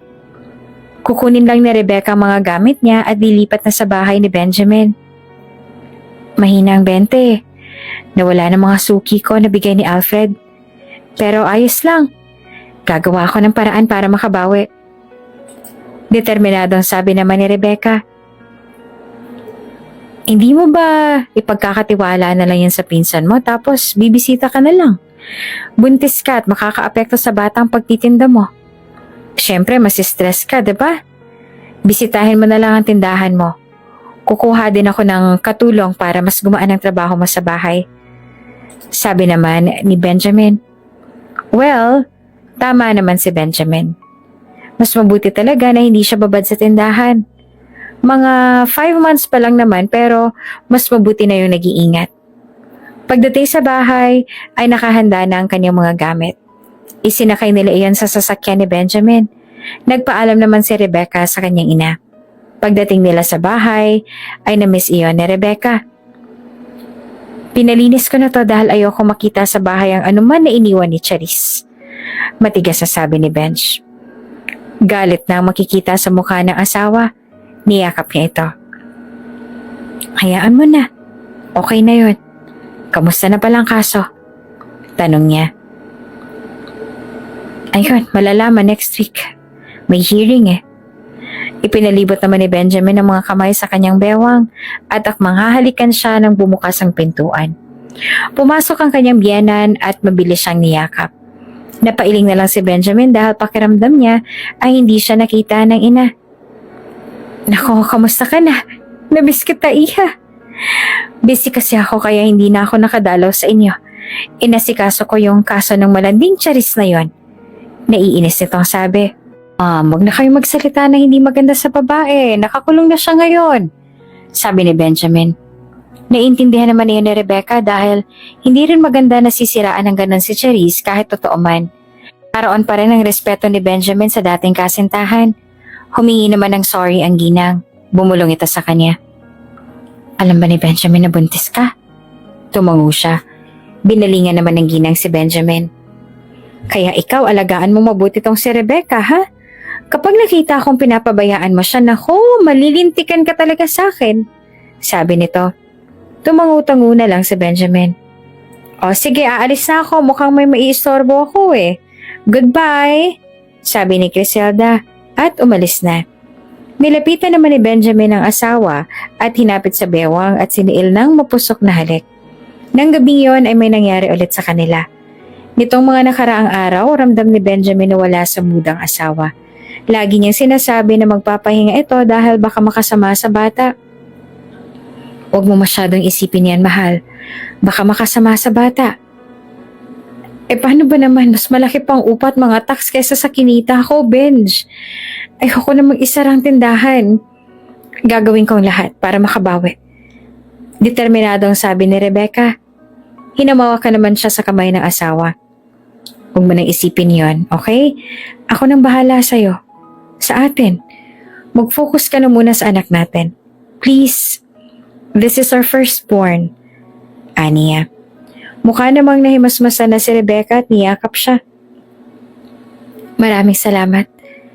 Dahil lagi mo pinapalakas ang loob ko, mahal. Hindi ko na alam ang gagawin ko kung wala ka.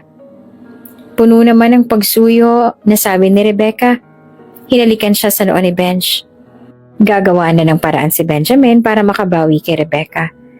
Nagulat na lang si Rebecca ng isang araw ay may kumuusap sa kanya na magiging reseller daw ng kanyang bigas. Ibinigay niya iyon ng mas mura. Hindi lang 2 kundi 3 ang naging client niya. Tumulong din ang kanyang mga kamag-anak at binan kaya lumakas talaga ang bigasan niya. Maraming salamat, mahal. Hindi ko alam kung anong gagawin ko kung wala ka.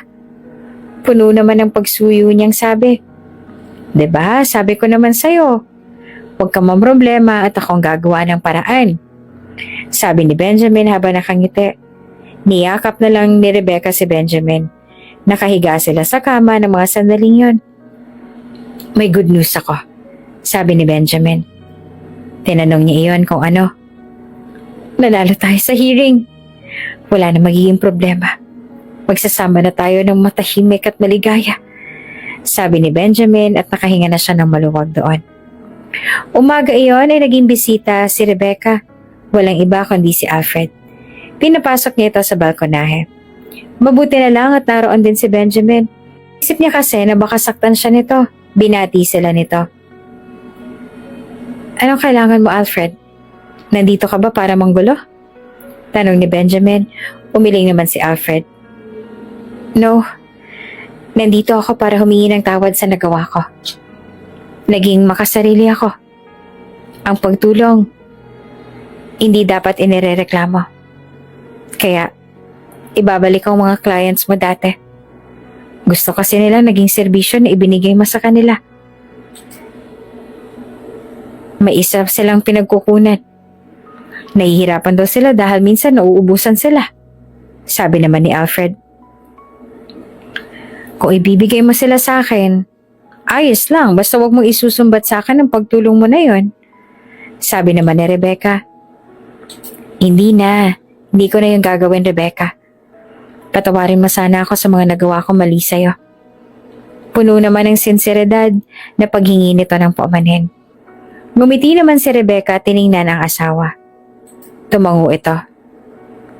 Oo, pinapatawad na kita. Gusto pa nga sana ni Alfred na maging magkaibigan sila pero tumanggi na si Benjamin. Okay na yung napatawad niya ang binata at wala nang samaan ng loob.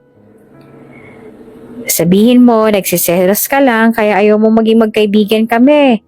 Pang-aasar niya pa. Mataman siyang tinitigan ng asawa. Aba, syempre magsiselos talaga ako. Pag-aari kita at may karapatan akong ipagdamot ka. Sabi naman ni Benjamin. Parang may kabayong nagtakbuhan naman sa kanyang puso dahil sa bilis ng tibok niyon.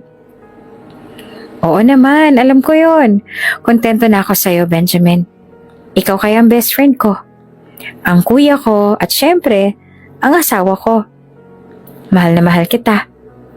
Puno naman ng pagsuyo niyang sabi. Simula noon, naging maayos ang negosyo ni Rebecca. Gumanda ang sales at mas lumaki pa iyon. Kasalukuyan na nagliligpit ng kalat si Rebecca ng mga sandaling yon na makatanggap siya ng mensahe galing kay Benjamin. Niyaya siya nito na mag-date. Napangiti naman siya. Nireplyan niya ito ng, sure, saan naman? Hanggang sa tumawag na ito at kaagad niya iyong sinagot. Mahal, naninibago ako. Ngayon mo lang ako yayayain ng date ha? Sabi niya. Madalas kasing nasa bahay lang sila mag-date.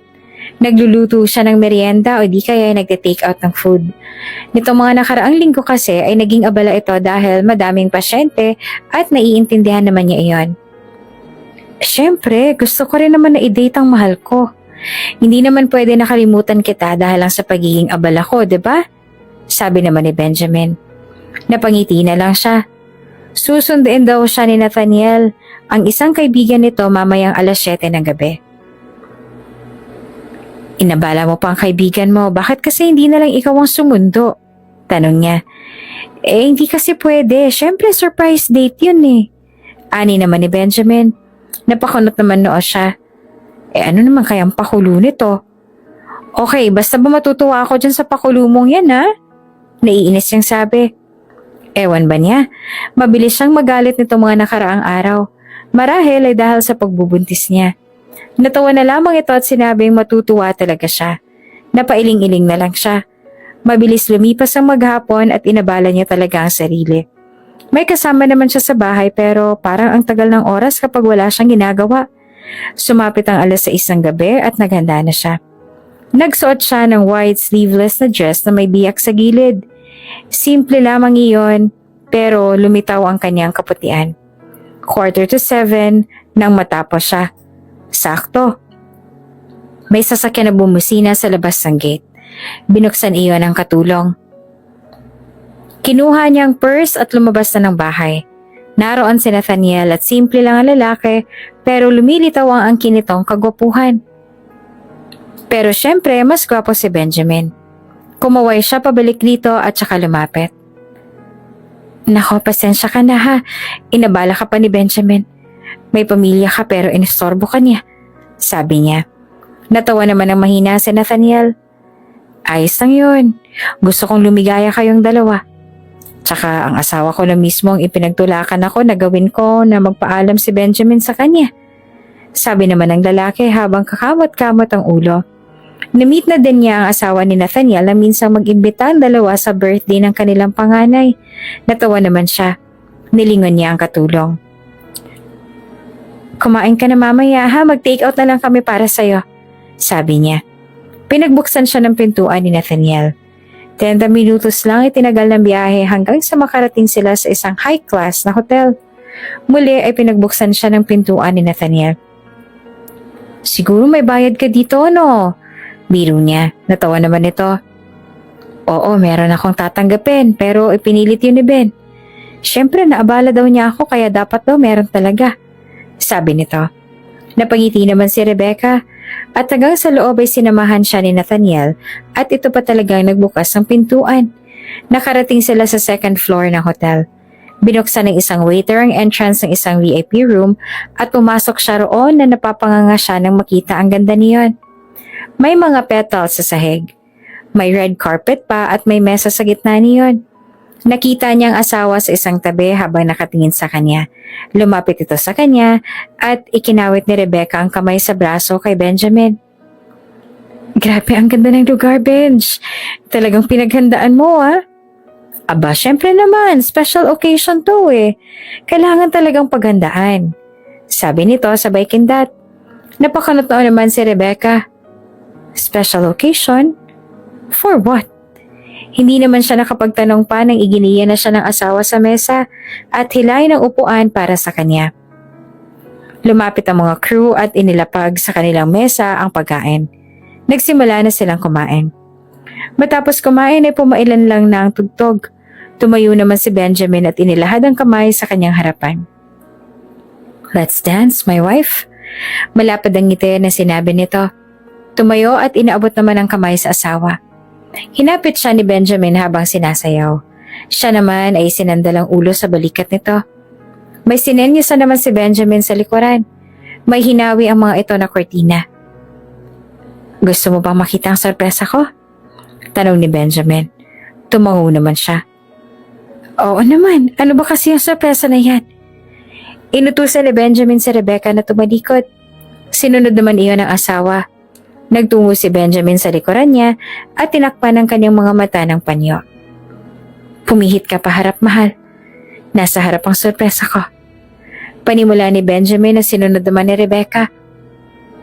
Kailangan talaga may blindfold. Tatanggalin ko na ba? Excited na kinakabahan ako sa sorpresa mo ah. Sabi ni Rebecca.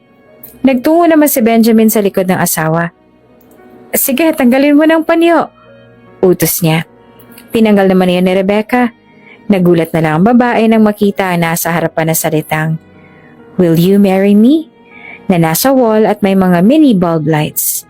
Mas lalo pang nagulat ng pagtalikod nito ay nakita si Benjamin na nakaluhod habang hawak ang isang singsing. "Will you?" Hindi na naituloy pa ni Benjamin ang sasabihin dahil kinuha na ni Rebecca ang singsing at isinuot iyon. Nagtawanan ng mga naroon. Nasa loob kasi ang kanyang ina, 2 kapatid, biyenan at ang mga kamag-anak. Palakpakan ng mga ito. Sabi pa nga sila ng kiss! Hinapit ni Benjamin ang asawa at mariin na siniil ng halik sa labi si Rebecca. "I love you." Buong pagsuyong sabi ni Benjamin kay Rebecca. Tinugunan niyo ng asawa ng isang matamis na "I love you too."